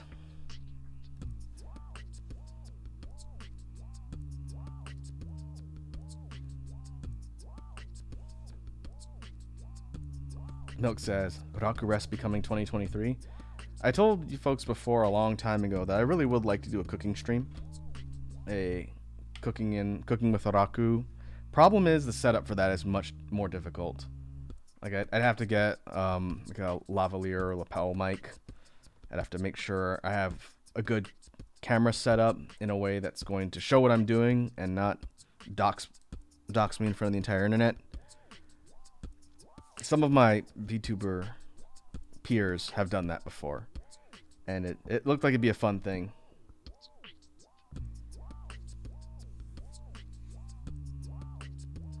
Fearful Milk redeemed a stretch. Alright. Snap, crackle, pop. Red Dragon asks, alien food or earth food? Well, it would be things that you'd be able to replicate in your own kitchens here on Earth. So I think that would be a little bit more informative than doing homeworld recipes, because you can't get homeworld ingredients here on this planet. But the logistics of setting something like that up are much more difficult. Otherwise, I would do that.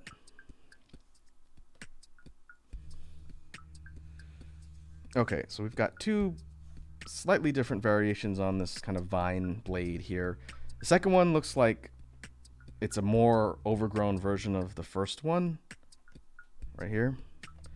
Kind of like the vines are going in every direction, and this one looks like the vines are just sprouting. I think as far as ease of drawing, the first one is definitely easier.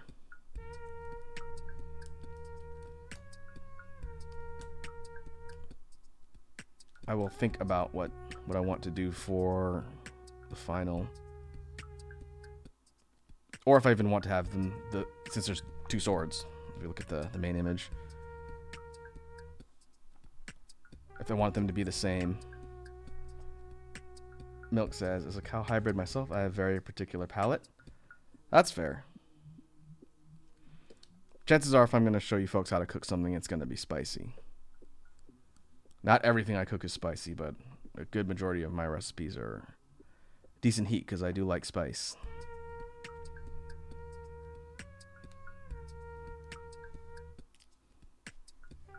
Alright, let me save here.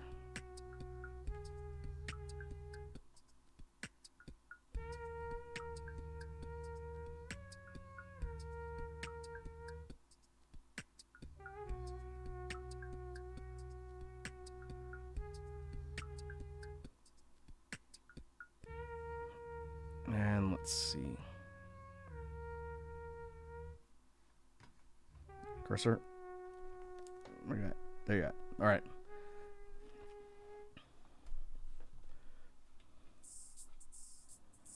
Milk says, my palate is Papa John's pizza, chicken, and Pepsi.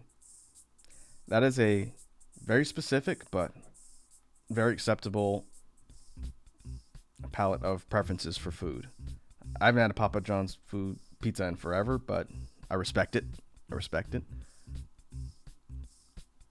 As long as you didn't say like Little Caesars or one of I don't like Little Caesars. Red Dragon says spicy meat. As a dragon, I do like my meat.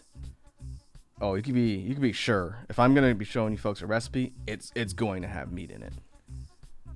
I don't think I could go on a non-meat diet. Nothing against vegetarians and vegans, but I couldn't do it. All right, let's experiment with this one. I think I like the first one just from simplicity's sake. Let's do this. I'm gonna do a little bit of an artist hack here because I want to save some time.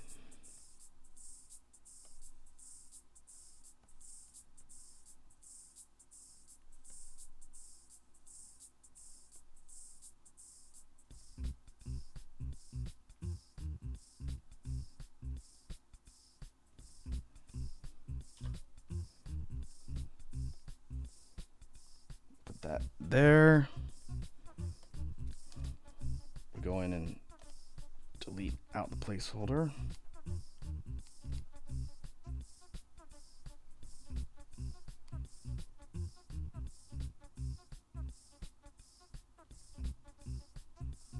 Milk says, I only like chicken tikka with rice or spicy chicken when it comes to spicy. Indian food. I do like Indian food. Chicken tikka masala is pretty banging. Good stuff. I had Indian food earlier in the week, in fact. Didn't have that this time, but that is one of my go-tos. I tend to order my Indian food. I don't make it. I learned how at some point, but when I order it, I tend to get it at the temperature of the sun. So it's always delicious and spicy, and then I'm paying for it the next day. As you do.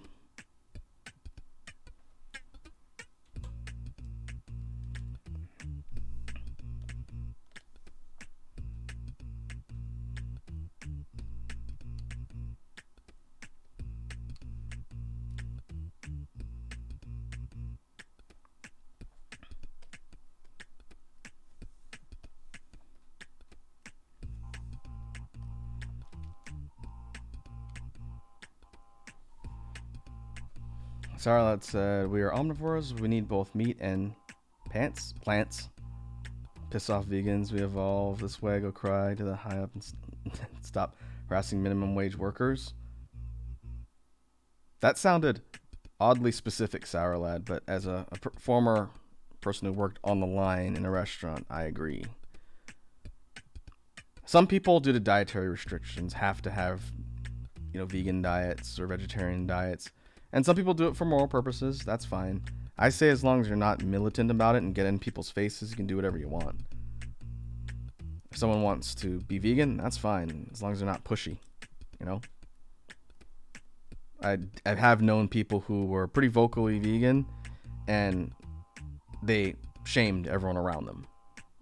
They would harass people who chose to not subscribe to that mentality and antagonize them, and that's lame. Don't do that.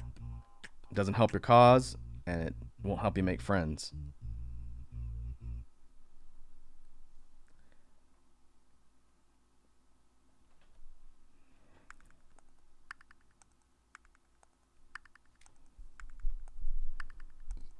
Okay, so I think that the sword will work. I may have to play around with the angle a bit, but this is just to get the sketch layer in place, so if we were to start inking, we would know where to go. Red Dragon said, would vegans still eat vegan-shaped dinosaur nuggets? If they weren't made of animal products but shaped like animals? A good question. You'd have to ask a vegan if that would still be in line with their code. I don't know. Can't speak from personal experience. Well, I will say from just trying it out, the Beyond and Impossible meats that are animal free are actually pretty good. Considering how far that tech has gone, it is pretty decent. Milk says I'll have to be going now. Have a great rest of the stream. Make sure to link your socials. All right, I will look into that. Thanks for tuning in, Milk. It was good talking with you. Hope you have a good rest of your evening or morning in your time zone.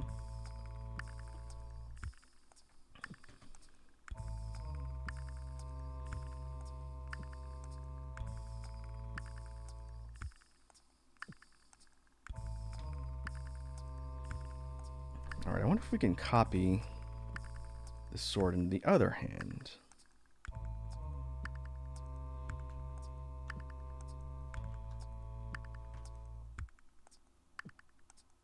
Let's try and see how well it works.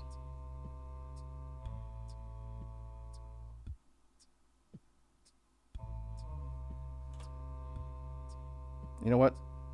I will take it. At least for, again, a sketch layer, just to have all the details in one place. That'll actually work okay.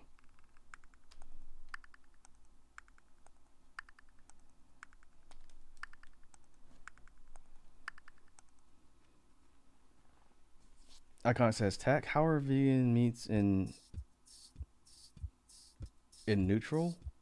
Are they plus on block? They have frame advantage, but only against plants. Against anything alive, they have a bad matchup and thus frame disadvantage. That joke is for maybe one person in the entire chat who might be iconic. Who gets? All right, let's see. You're over here.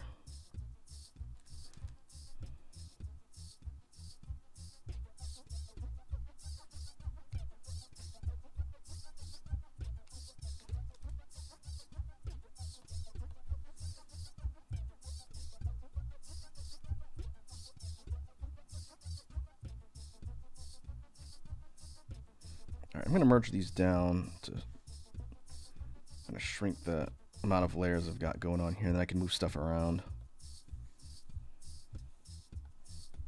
There we go. Speaking of fighting game news, for Iconic or anyone else who follows fighting game stuff, did you see the Bridget announcement earlier in the week, Iconic?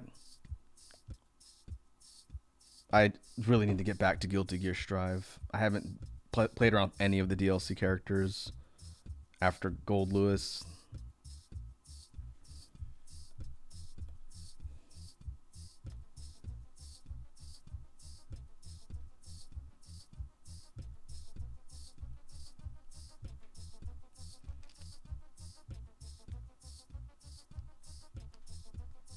Iconic says, yeah, she looks fun. I've been seeing a lot of discussion in quotes since that character came out earlier in the week on was it season 2 or whatever, and people are talking about how Bridget now identifies canonically, because for people who don't know Guilty Gear, Bridget is an old school character who's been in all the older games but not in the more recent ones, and Bridget is a boy who was raised by a family that wanted a girl to simplify the plot. And so Bridget looks, sounds, and acts like a girl, but biologically is a boy. And then that always confuse people, of course. And then in the most recent Guilty Gear Strive, it's been confirmed canonically that Bridget identifies as a girl. And that's been causing a lot of discussion because, again, people who've been playing the games for a while have always been like, hee, it's actually a boy. And now it's like, well, she identifies as a girl, so you can call her a girl, but biologically she's a boy, so Bridget is confirmed as trans now. But I think it's fine. That's cool. They already have Testament, who's non-binary. But there's all this discussion and a lot of very heated discussion about a character in a fighting game. I think it's fine if people refer to Bridget with either pronouns, because I think in a dialogue scene that people have pulled from the game, the character's talking to a couple others and like, yeah, you know, I identify as a girl, but you can call me a boy or whatever. It's fine.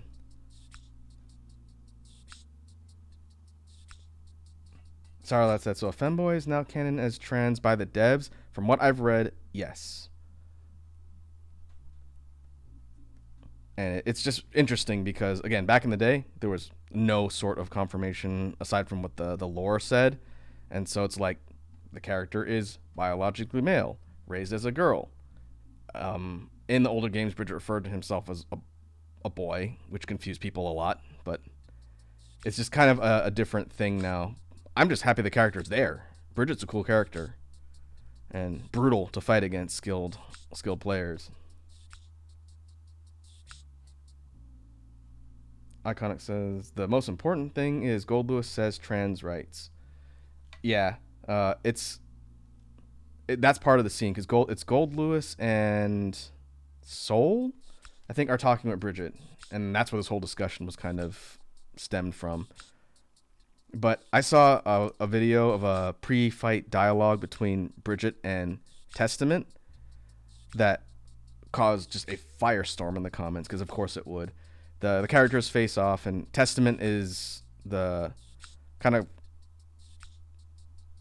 like elegant looking goth character. In English, Testament sounds male, but Testament's actually non-binary, which is confirmed by the devs in the lore now too. Versus in the past games, Testament was a dude, just really kind of a girly looking dude. But in the discussion between Testament and Bridget, who has a female voice actor, which has caused a whole other thing, but Bridget says to Testament, "Allow me to transfix you," as part of her dialogue. And so a bunch of people are blowing up the comments section, and they're like, "Oh, I can't believe they included a line like that." And then people are like, "Do you even know what that word means?" And so the translators obviously threw that in because they knew it's a pun. It's a pun because Bridget is trans. But the amount of people who were going to war over something because they didn't know transfix actually has a different meaning. It means to like capture the intention or enthrall. So if someone's transfixed on someone else, it means they're enthralled and focus their attention. It has nothing to do with like trans people.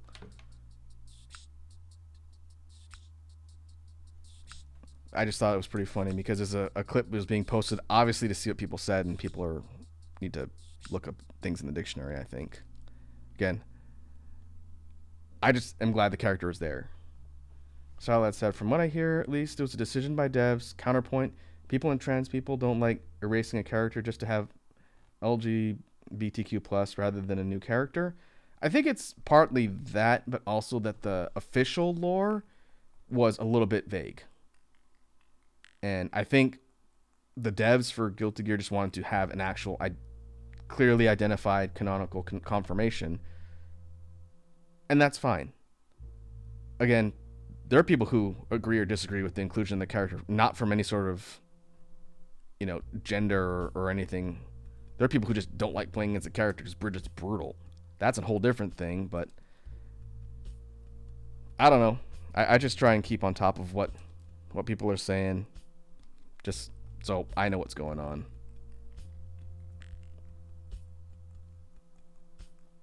Bring back my girl Abba. That's what I want. Abba or Zappa for Guilty Gear. Do that and I'm happy. Sorry, that's it. Twitter rule number 1. Anything you say or do will offend anyone. No, that's Twitter rule number 2, Sour Lad. Twitter rule number 1 is don't go on Twitter. Seriously. I would say stay off Twitter unless you follow specific people or just want notifications on what people are doing. That's what I use it for.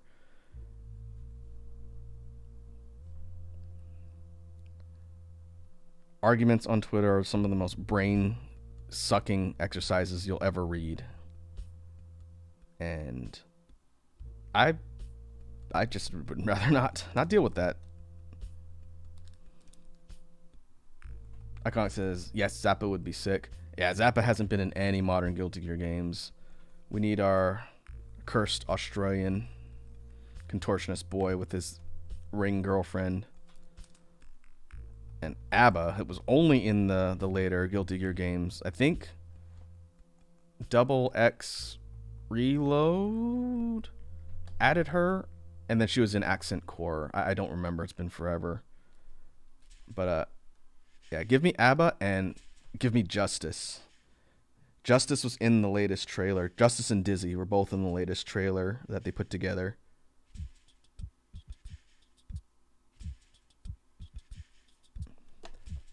I really want to see those characters, especially Justice. Justice is rad design. Red Dragon says, sorry I'm keeping away from these things. I've been kicked from Discords for my thoughts about these things. We can talk about something else. I want to talk about fighting game characters and not gender politics. That's not why we're here.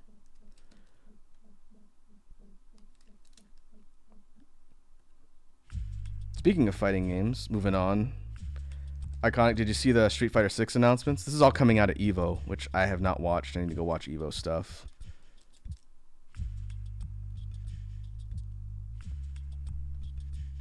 I'm kind of catching up on the announcements after the fact.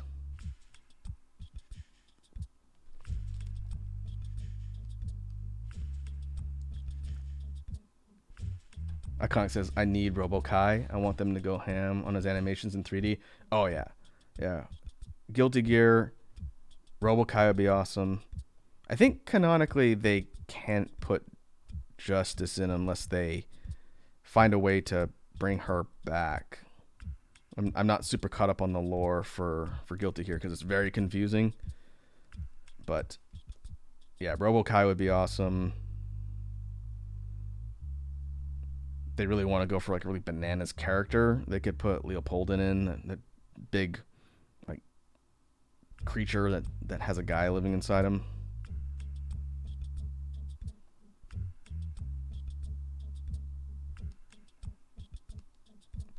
Also, on the Guilty Gear cast, my main in Double X was Venom, so I would like to see Venom come back.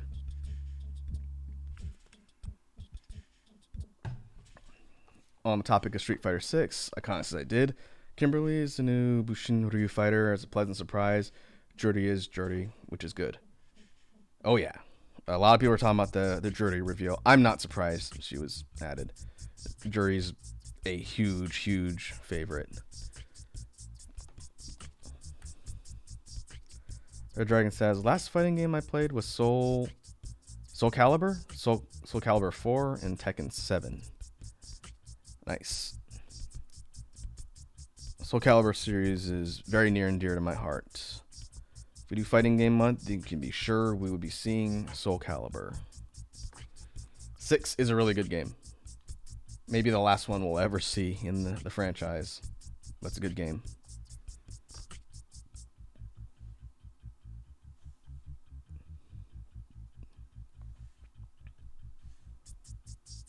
All right, let's see. How are we doing on time? Coming up on 2 hours. Let's see if we can get the inking done for our Tree Knight character. So before I do that, let me turn the transparency back up. Here is our rough sketch of the character we've created from the AI image. And I think it's interesting. I think our Tree Knight, if we were to assign colors and whatnot, which I will do, maybe on the next stream, or maybe I'll do it offline and then post the results. I don't know, but I think we've adapted the idea in an interesting way. It doesn't have to be the be-all, end-all. In fact, if anyone wants me to share the image because they want to kind of imagine their own version of the character, let me know and I can put it somewhere or send it in like a DM. I think it'd be kind of interesting to see what other people would draw based on the reference. Like we talked about Dullahan's and stuff like that. But yeah, I think it's an interesting experiment. So I'm going to start working on the inking, and then I think that'll take us to the end.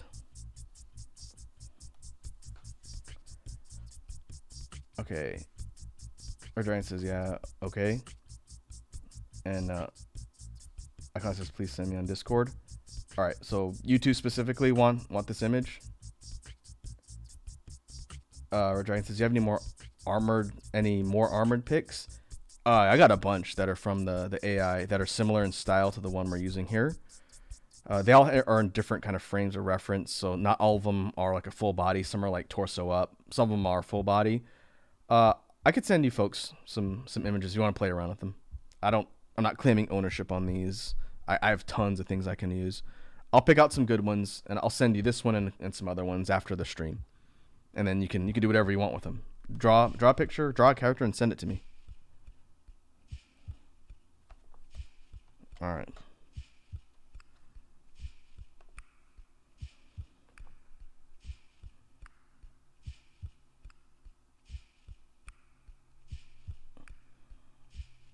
So now let's try and ink this sucker.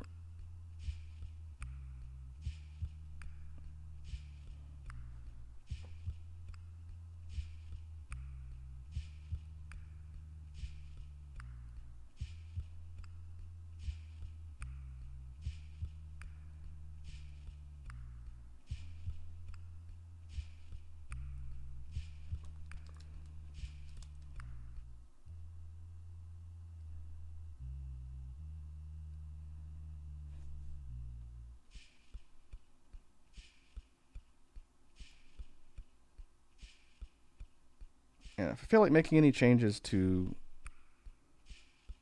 designer details, I'll do that as part of this, but I'm going to more or less following what we've done so far.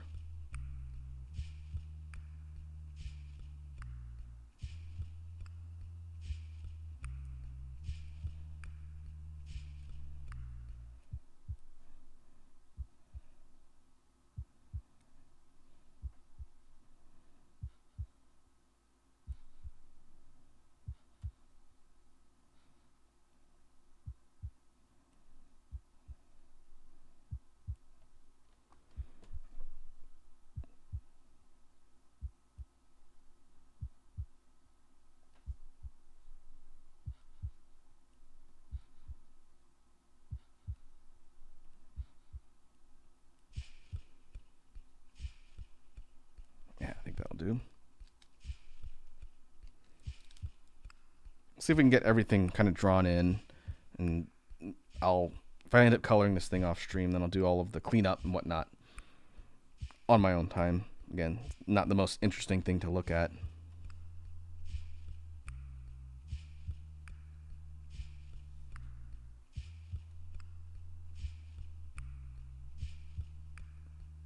Now, on the topic of fighting games, because again, I like talking about fighting games. I can't remember if we talked on stream. Maybe it was with Matt. I honestly don't remember.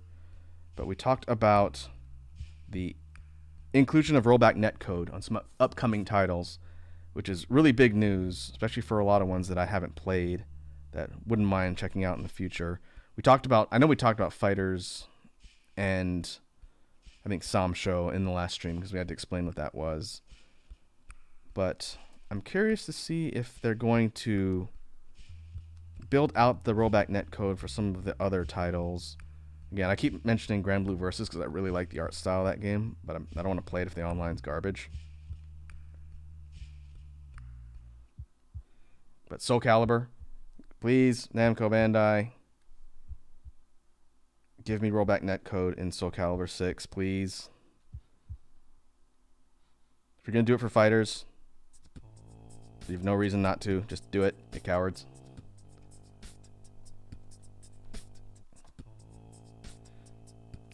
Does anybody know if King of Fighters, the latest King of Fighters, has rollback? That's one I also haven't played, but I want to give a try. I do like King of Fighters a lot.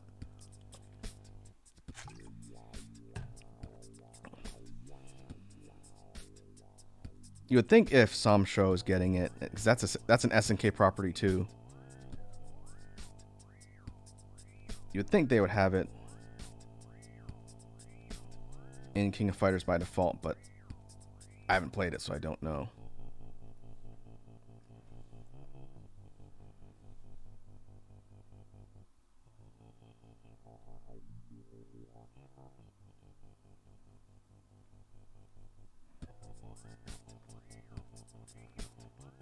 Iconic says, I believe it does. As I said, Samsho will be using the same one as KOF. Okay, alright. That makes sense. Because King of Fighters, was it 15? 15 came out after some, so like a year later. So that makes sense. So there really should be no excuse for developers going forward in fighting games to ever have a release come out that does not have rollback netcode by default after this, right? They should all have rollback netcode by default.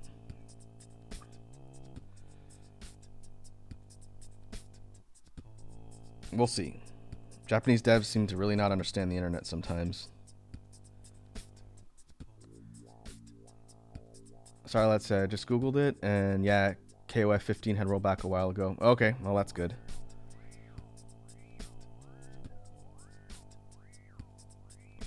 What about Mortal Kombat 11? That one didn't have rollback netcode at the launch, I don't think. I didn't play that one online too much.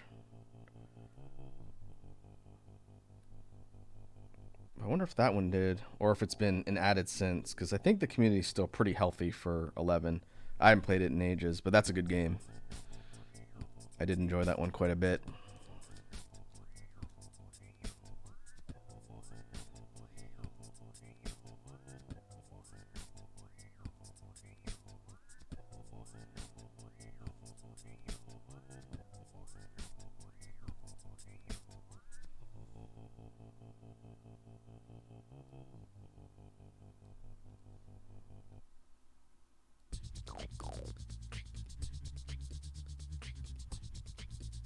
Hey, we got a new follow from Kuma Ukumari.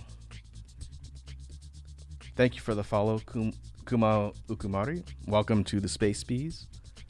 I hope you enjoy your stay.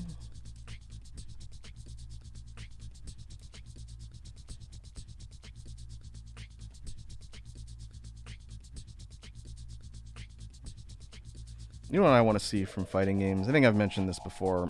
Maybe I was talking to Iconic about it. But I would like to see Capcom versus SNK 3. If you want to give me like a pipe dream scenario about a crossover property I want to see, give me Capcom versus SNK 3. It's time. SNK is not dead. Oh, by all rights, that company should be dead. But I played a ton of CVS too. A ton.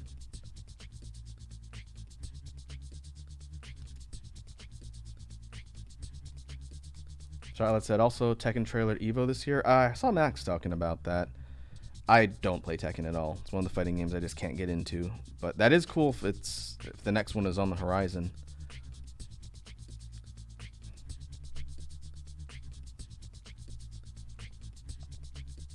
It's the combo system I'm not a big fan of in Tekken. All the characters and everything look really cool. I just can't get into the combat system too much.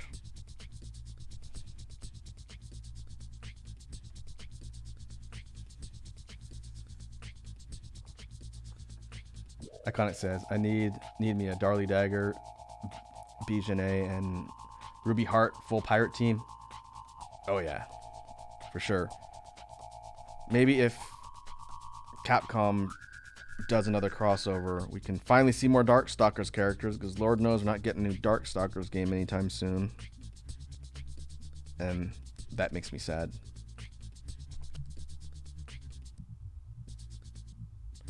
Silent said, you know the smile meme from Kazuya?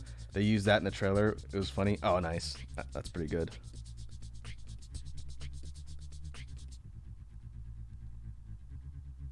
It's nice to see the devs are pretty aware. It's Harada. Harada's the main dev for Tekken, right? He seems like he's pretty well keyed into the community memes.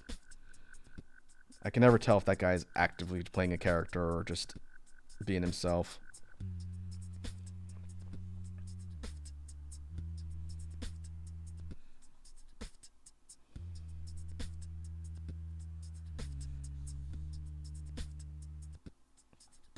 Yeah, it's still a good time to be a fighting game fan. Between all of the really ambitious kind of arena fighter stuff like the Nickelodeon All-Star Brawl, which I haven't been back to in a bit, and I hear Multiverses is good, and check that out at some point.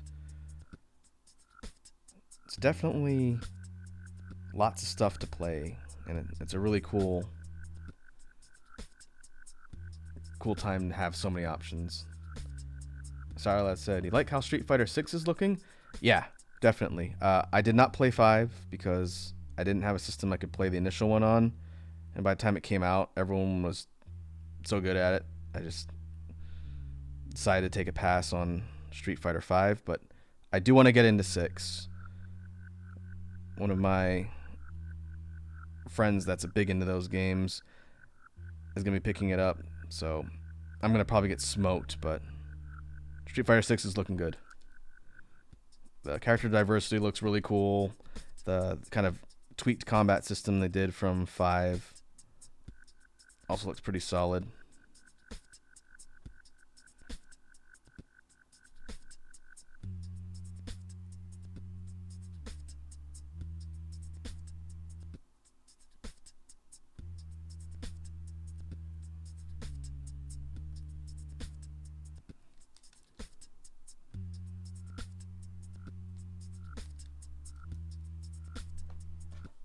Iconic says, "I believe Harada's is the way he is hyped up Street Fighter Cross Tekken, where he served as the villain until they made Tekken X Street Fighter, but that fell through and the personality just became part of him." That would make sense. I remember Street Fighter Cross Tekken. That game was a bit of a debacle.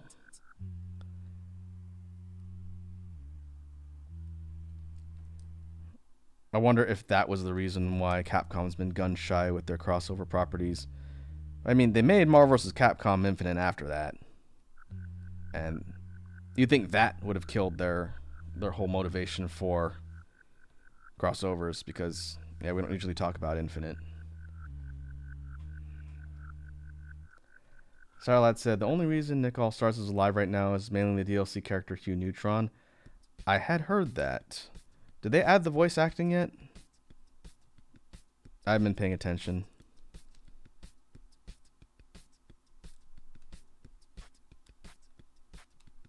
Iconic says, "At least Pandora mode was a cool design." Yeah, for Street Fighter Cross Tekken, I think the big issue is balance. Like, they had a lot of ideas, but implementing balance turned out to be pretty difficult. Because that had the gem system, I think.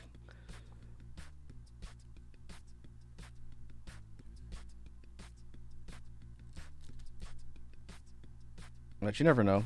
Wouldn't mind seeing another Tatsunoko versus Capcom game. We haven't seen that since the Wii. That was a really good fighting game. Probably one of the best on the entire system. But I think the licensing rights were hell for that game, because it's Tatsunoko.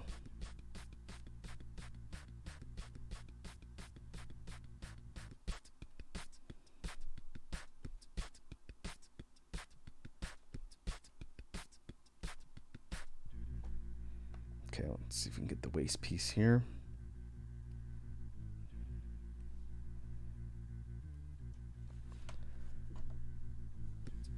Iconic says, "Well, not likely. I'd love for them to make another shot at Capcom Fighting All-Stars so Ingrid could reunite with the other code holders and have a proper character." I've been saying for years that they should have another Rival Schools game, and they put a Rival Schools character in Street Fighter 5, right? Akira. But there hasn't been a proper game in the series since Dreamcast.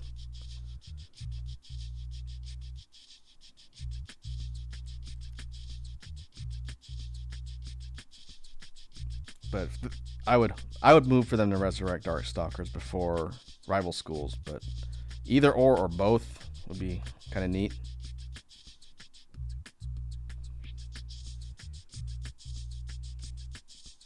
You want to talk about properties on other not systems, but other franchises that have not seen the light of day in years. They were talking about a new Bloody Roar game not too long ago. I don't know who owns that or where it went, but I think it just evaporated. That was another series I remember. I didn't play it a ton, but it was cool.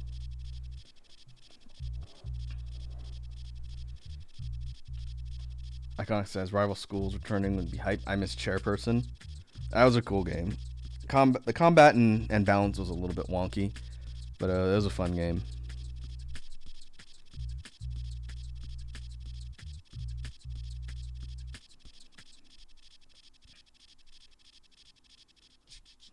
Iconic says, yes, please. Bloody Roar was hype. I played the second one, I think. Whichever one had the alien guy. They really could corner the furry market. They brought that series back. I'm just saying. And I forget who owns the rights to Bloody Roar, but they wanted to make some money. They totally could.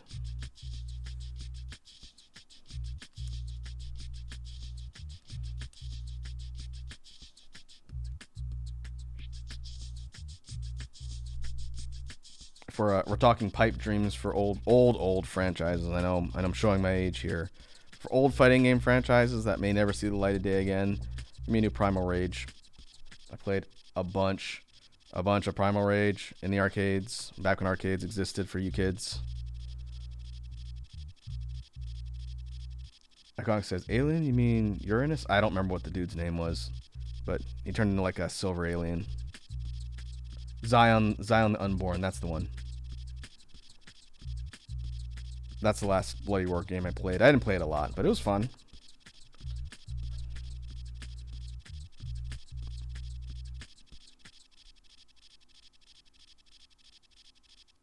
Red Dragon says, wouldn't mind Streets of Rage again. I do not know status. That's a Sega property, isn't it? There hasn't been I thought they were working on one. I can't remember. But yeah, that series has been pretty dormant for a bit.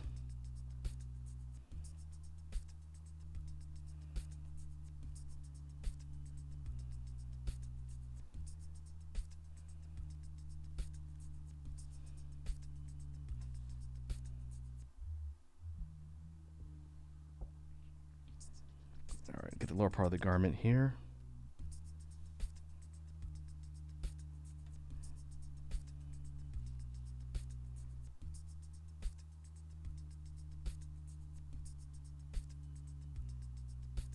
Iconic says, Fourth Streets of Rage is on Steam.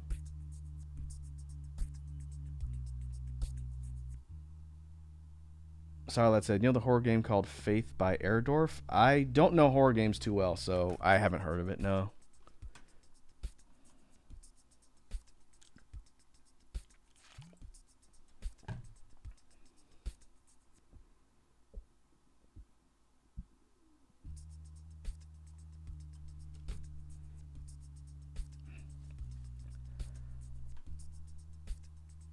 Iconic says, in regards to properties, Final Fight, which is dead and only living by being a part of Street Fighter. Oh yeah, the mainline Final Fight games have been dead for a while.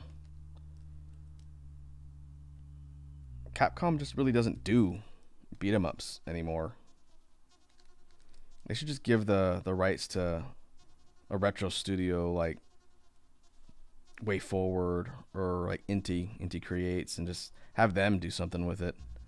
Because they're not even putting a bunch of their characters in their games now.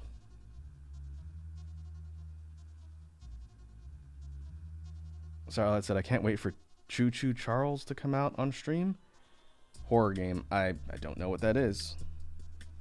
Is that like a Poppy Playtime type game? Yeah, I don't really play horror, so I have no idea what's out there unless someone noteworthy, like a content creator or streamer, plays it.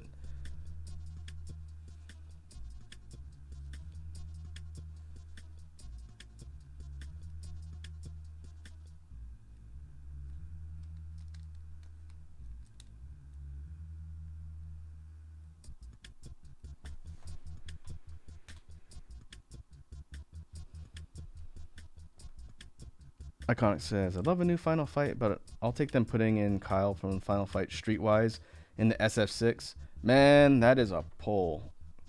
I think Capcom wants to distance themselves as far away as possible from Streetwise. Like, that would be an incredible reference if they did that. And then people are going to be like, what was Streetwise? And then they have to go look it up.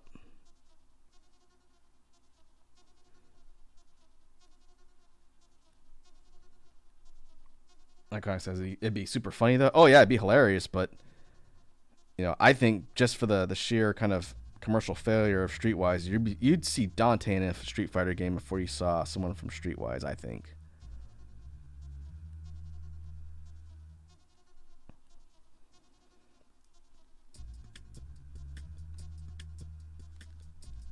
Sorry, let's say open world horror game in development about a demon spider train on an island. Well, that is definitely a concept.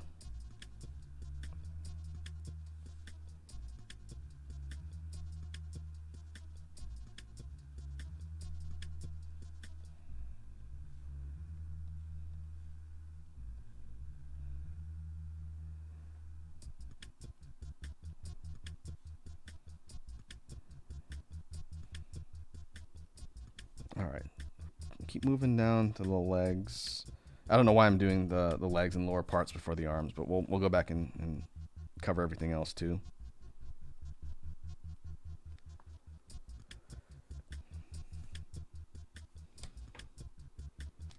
Let's see. Iconic says we really putting the street back in Street Fighter, so Kai will be oddly fitting. I suppose.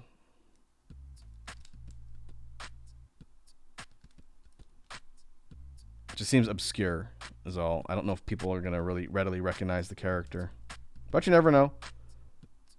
Capcom is known to surprise things. Sorry, let's see. Can I link the trailer here or want it in Discord? You could send it to me in Discord. That way I don't lose it. I'll check it out later after the stream. It's fine.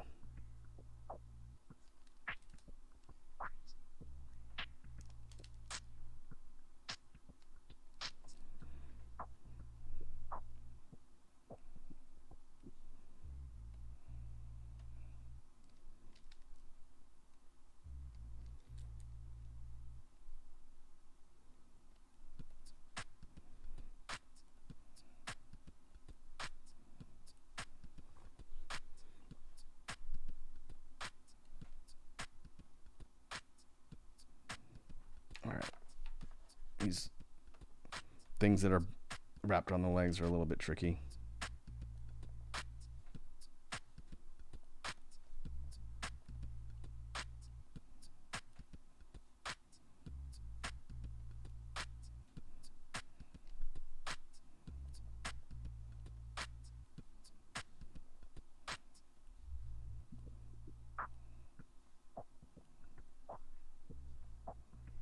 Yeah, that'll do.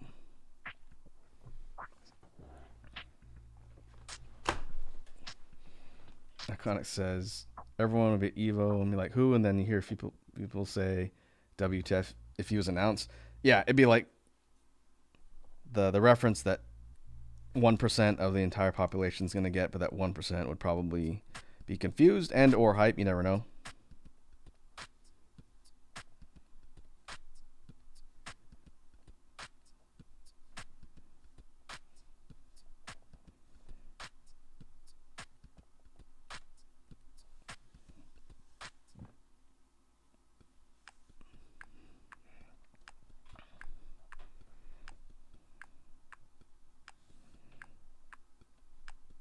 All right, now we can do the boots.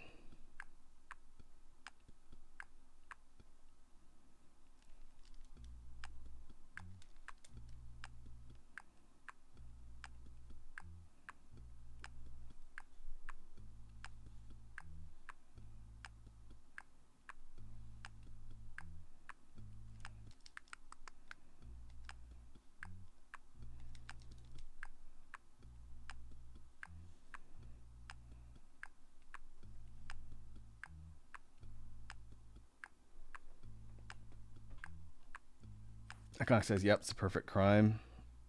Iconic also says, haven't said enough, but the art looks great. Oh, thank you. That's very kind. It's coming along, and this is good practice. I want to get better at arting, and like AI drawings as a reference is something I've never done. So we are forging new territory with this particular exercise, but it's fun. I would do this again. I would definitely like to go through this exercise again with all of you in chat and see what we can create.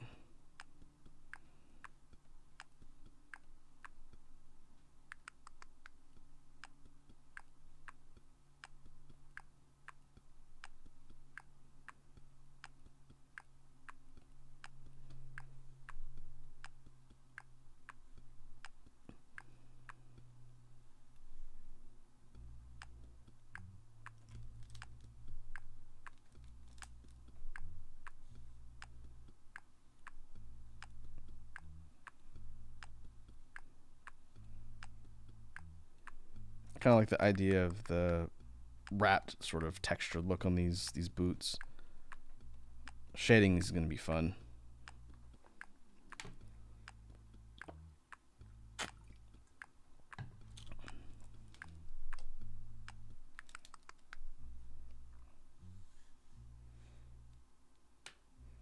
See Sarah redeem. Save reminder. Yes, thank you. And a stretch. Ah. I've been sitting for a long time. But yes, we will save.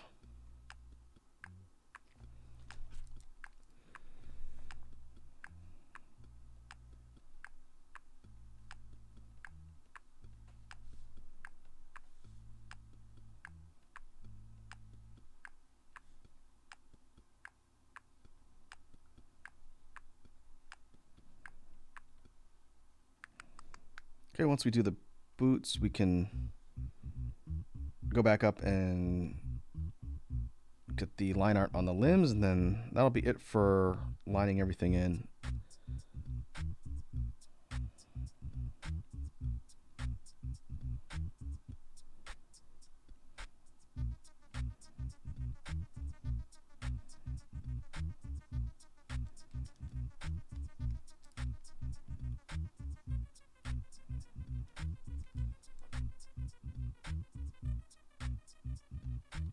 Oh, I see the hydrate reminder from Sarlat as well.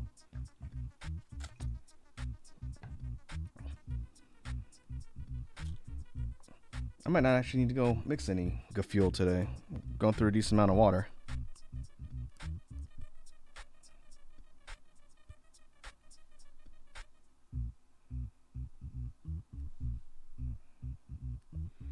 Also, I did see the link you sent me, Saralad. I'll check it out later. Thanks.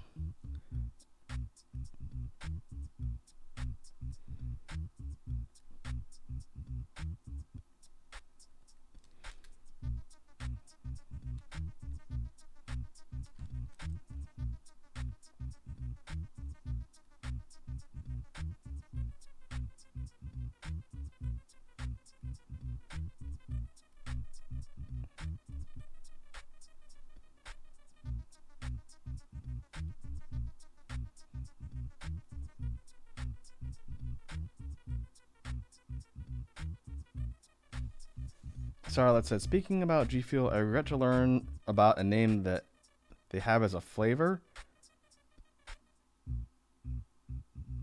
Oh, I see. Sorry, Red Dragon. I saw that redeem lumped together with the others. You had the hydrate. Sarlet had the other two. My bad.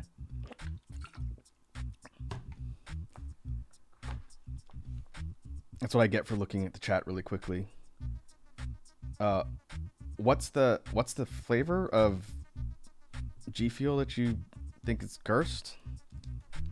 I have a bunch of them, but I can't keep track. I don't buy it very often. I keep buying new ones, and I still have other ones, so I need to stop buying them until I finish one.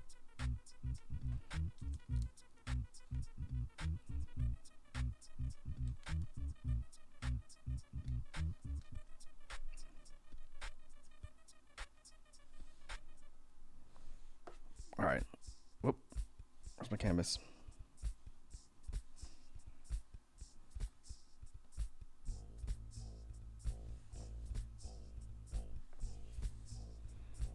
Okay, let me do the texturing on the chest plate, and then we'll do the limbs, and then start wrapping up.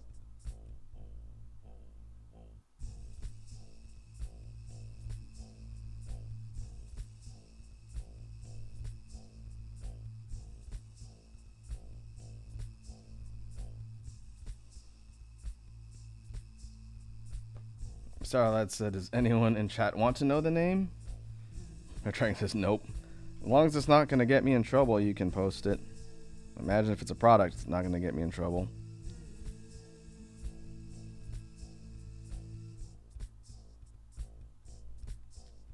Or you can send it to me in Discord, it's fine.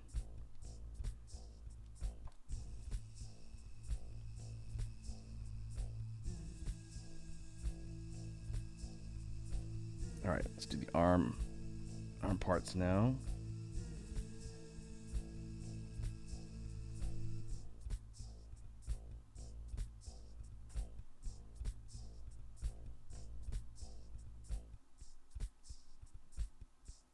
How am I gonna texture? How am I gonna texture these things that just doesn't look like a bunch of lines? That's gonna be a challenge.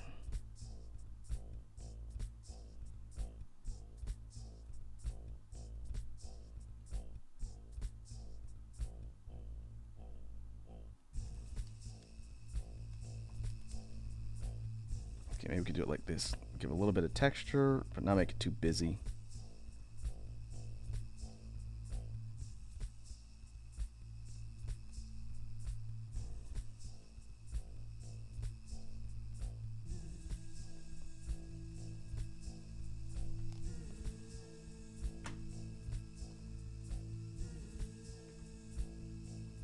Oh, okay. I did see that one, Sour Lad.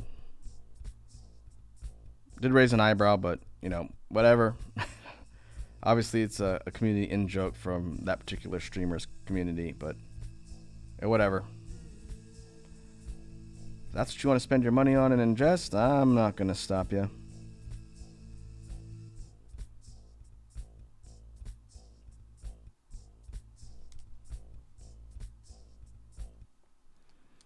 Alright, let's do a quick save here. Red Dragon has redeemed Drop a Beat. Ooh, Drop a Beat. I haven't done Drop a Beat in a while.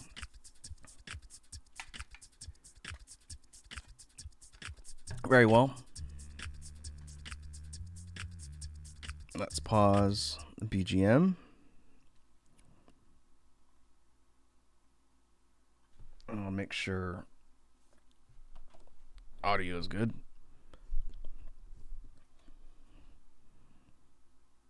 Yeah, I think that'll work. I just need to remember to turn the BGM back on. The sound level's good. So I'm not hooked up to my loop. Normally I'm hooked up to my loop when I'm doing drawing, but not today. It's my regular mic setup. So I think we're good. All right. Now, what to do for beats? Oh, looks like I'm going to pull something out of thin air. So let's do it.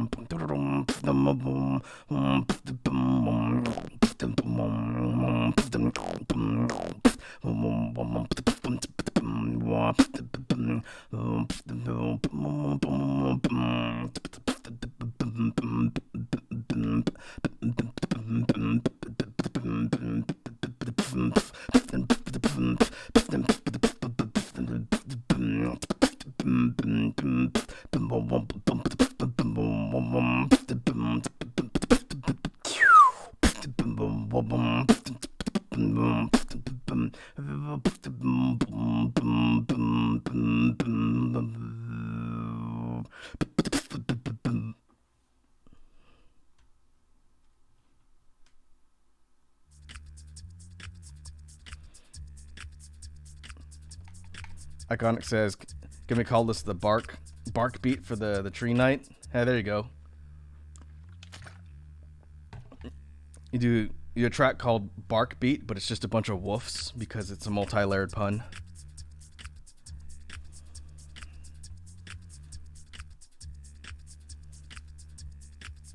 All right. Let us move down to the hand.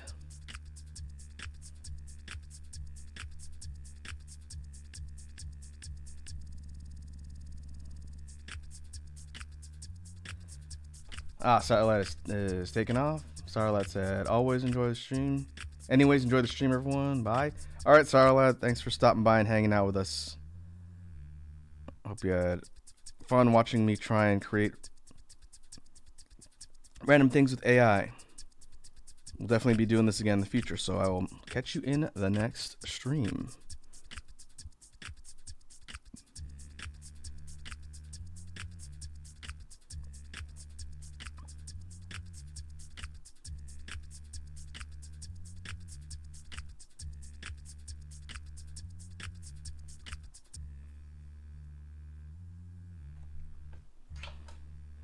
Dragon says, no, Sour Lad, you're not allowed to leave.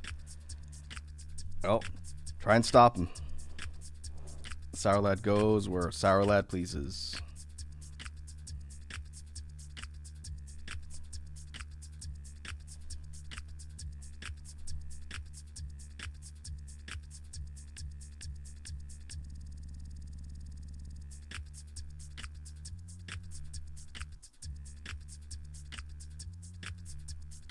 Alright, I'm going to put the line art down on the kind of vine blade. I can already see that this is going to be slightly different for the other one. That's okay. They don't need to be exact copies. It's the same type of weapon, but it doesn't need to look identical.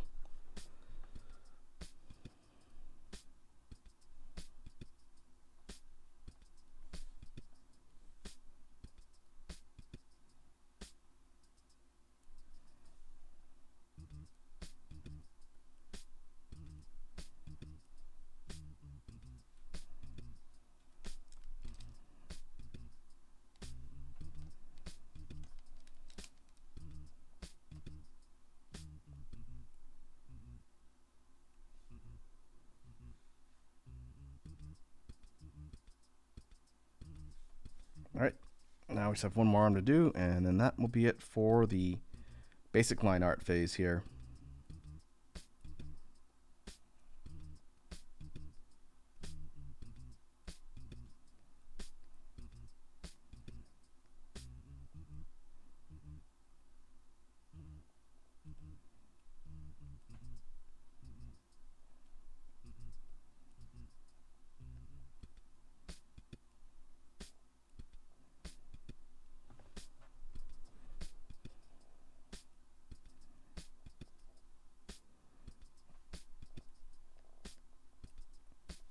I guess I'll have to figure out if this character is wearing gloves or has bare skin. I'll figure that out later.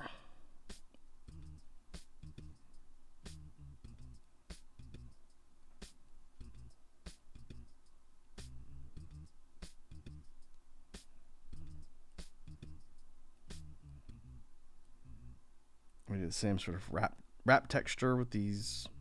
Does it kind of resemble roots on the arm?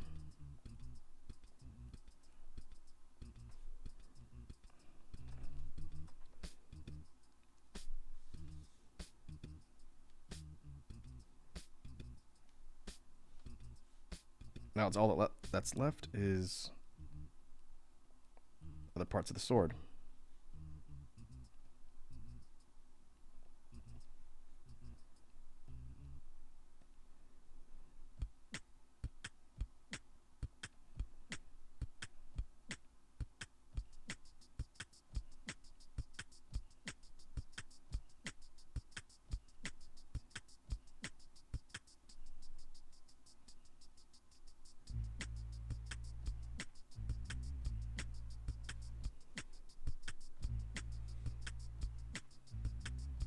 Yeah, the patterning is going to be a little bit different on this one compared to the other one, but that's okay. As long as it looks close and similar in style and design, that's all that matters here.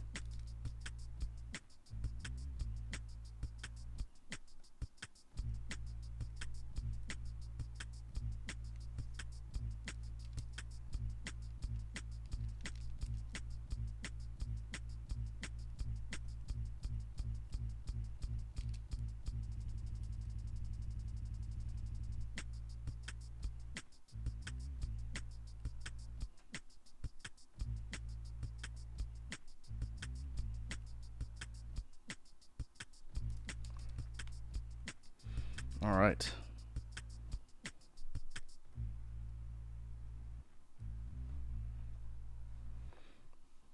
When I go back to clean up the line art, I can also do things like if I need to mess with the scaling or anything on the limbs, or other parts of the body, I can do that as part of the cleanup too. But if we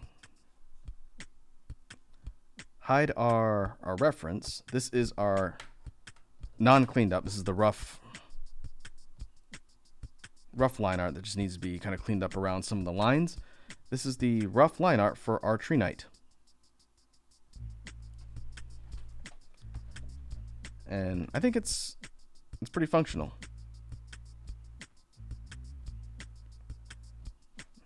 Based on our original reference, which I'll just kind of leave in the corner for now, and then remember to take that off the stream.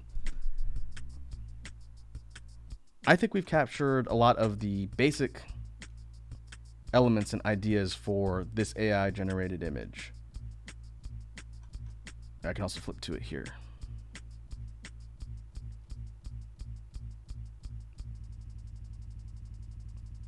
The real interesting thing to do will be figuring out the color scheme. This is a very dark image, so kind of like a metallic dark look.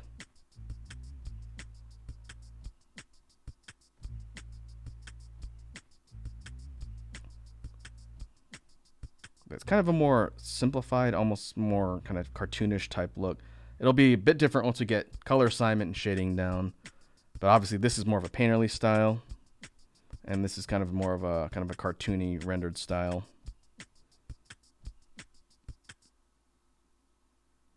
But yeah, this was a fun experiment. Let me save this.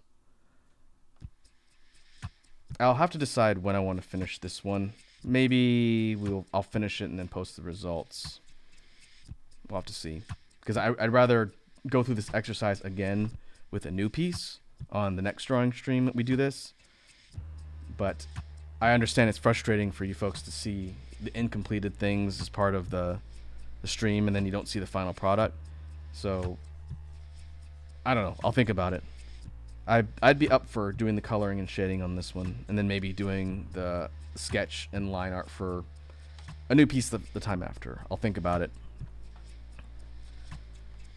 But with that, I think we will call it a stream for today.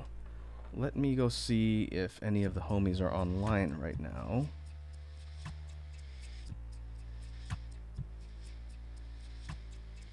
Let's see. Bees online, Palms online. Oh, we can go raid Palm. We can go see what the dog doing. Haven't seen him in a while. So we'll go ahead and do that. Let me pause BGM. Let me close. I'll just leave it there. Just hide that. I'll just close. Come on Spotify.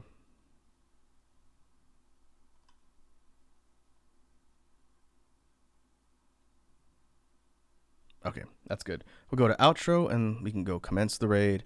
So thanks again, folks, for tuning in today. And this was a fun experiment. As soon as we get off the stream, I will send out some images to Red Dragon and Iconic. I'll give you a few of the AI images, and you can go and play around with them and do whatever you want. So that said, thanks again for hanging out, folks, and I will see you later this weekend. Next stream should be Sunday. We'll be doing some monster hunting. So until then, have a good evening, and I'll catch you folks later.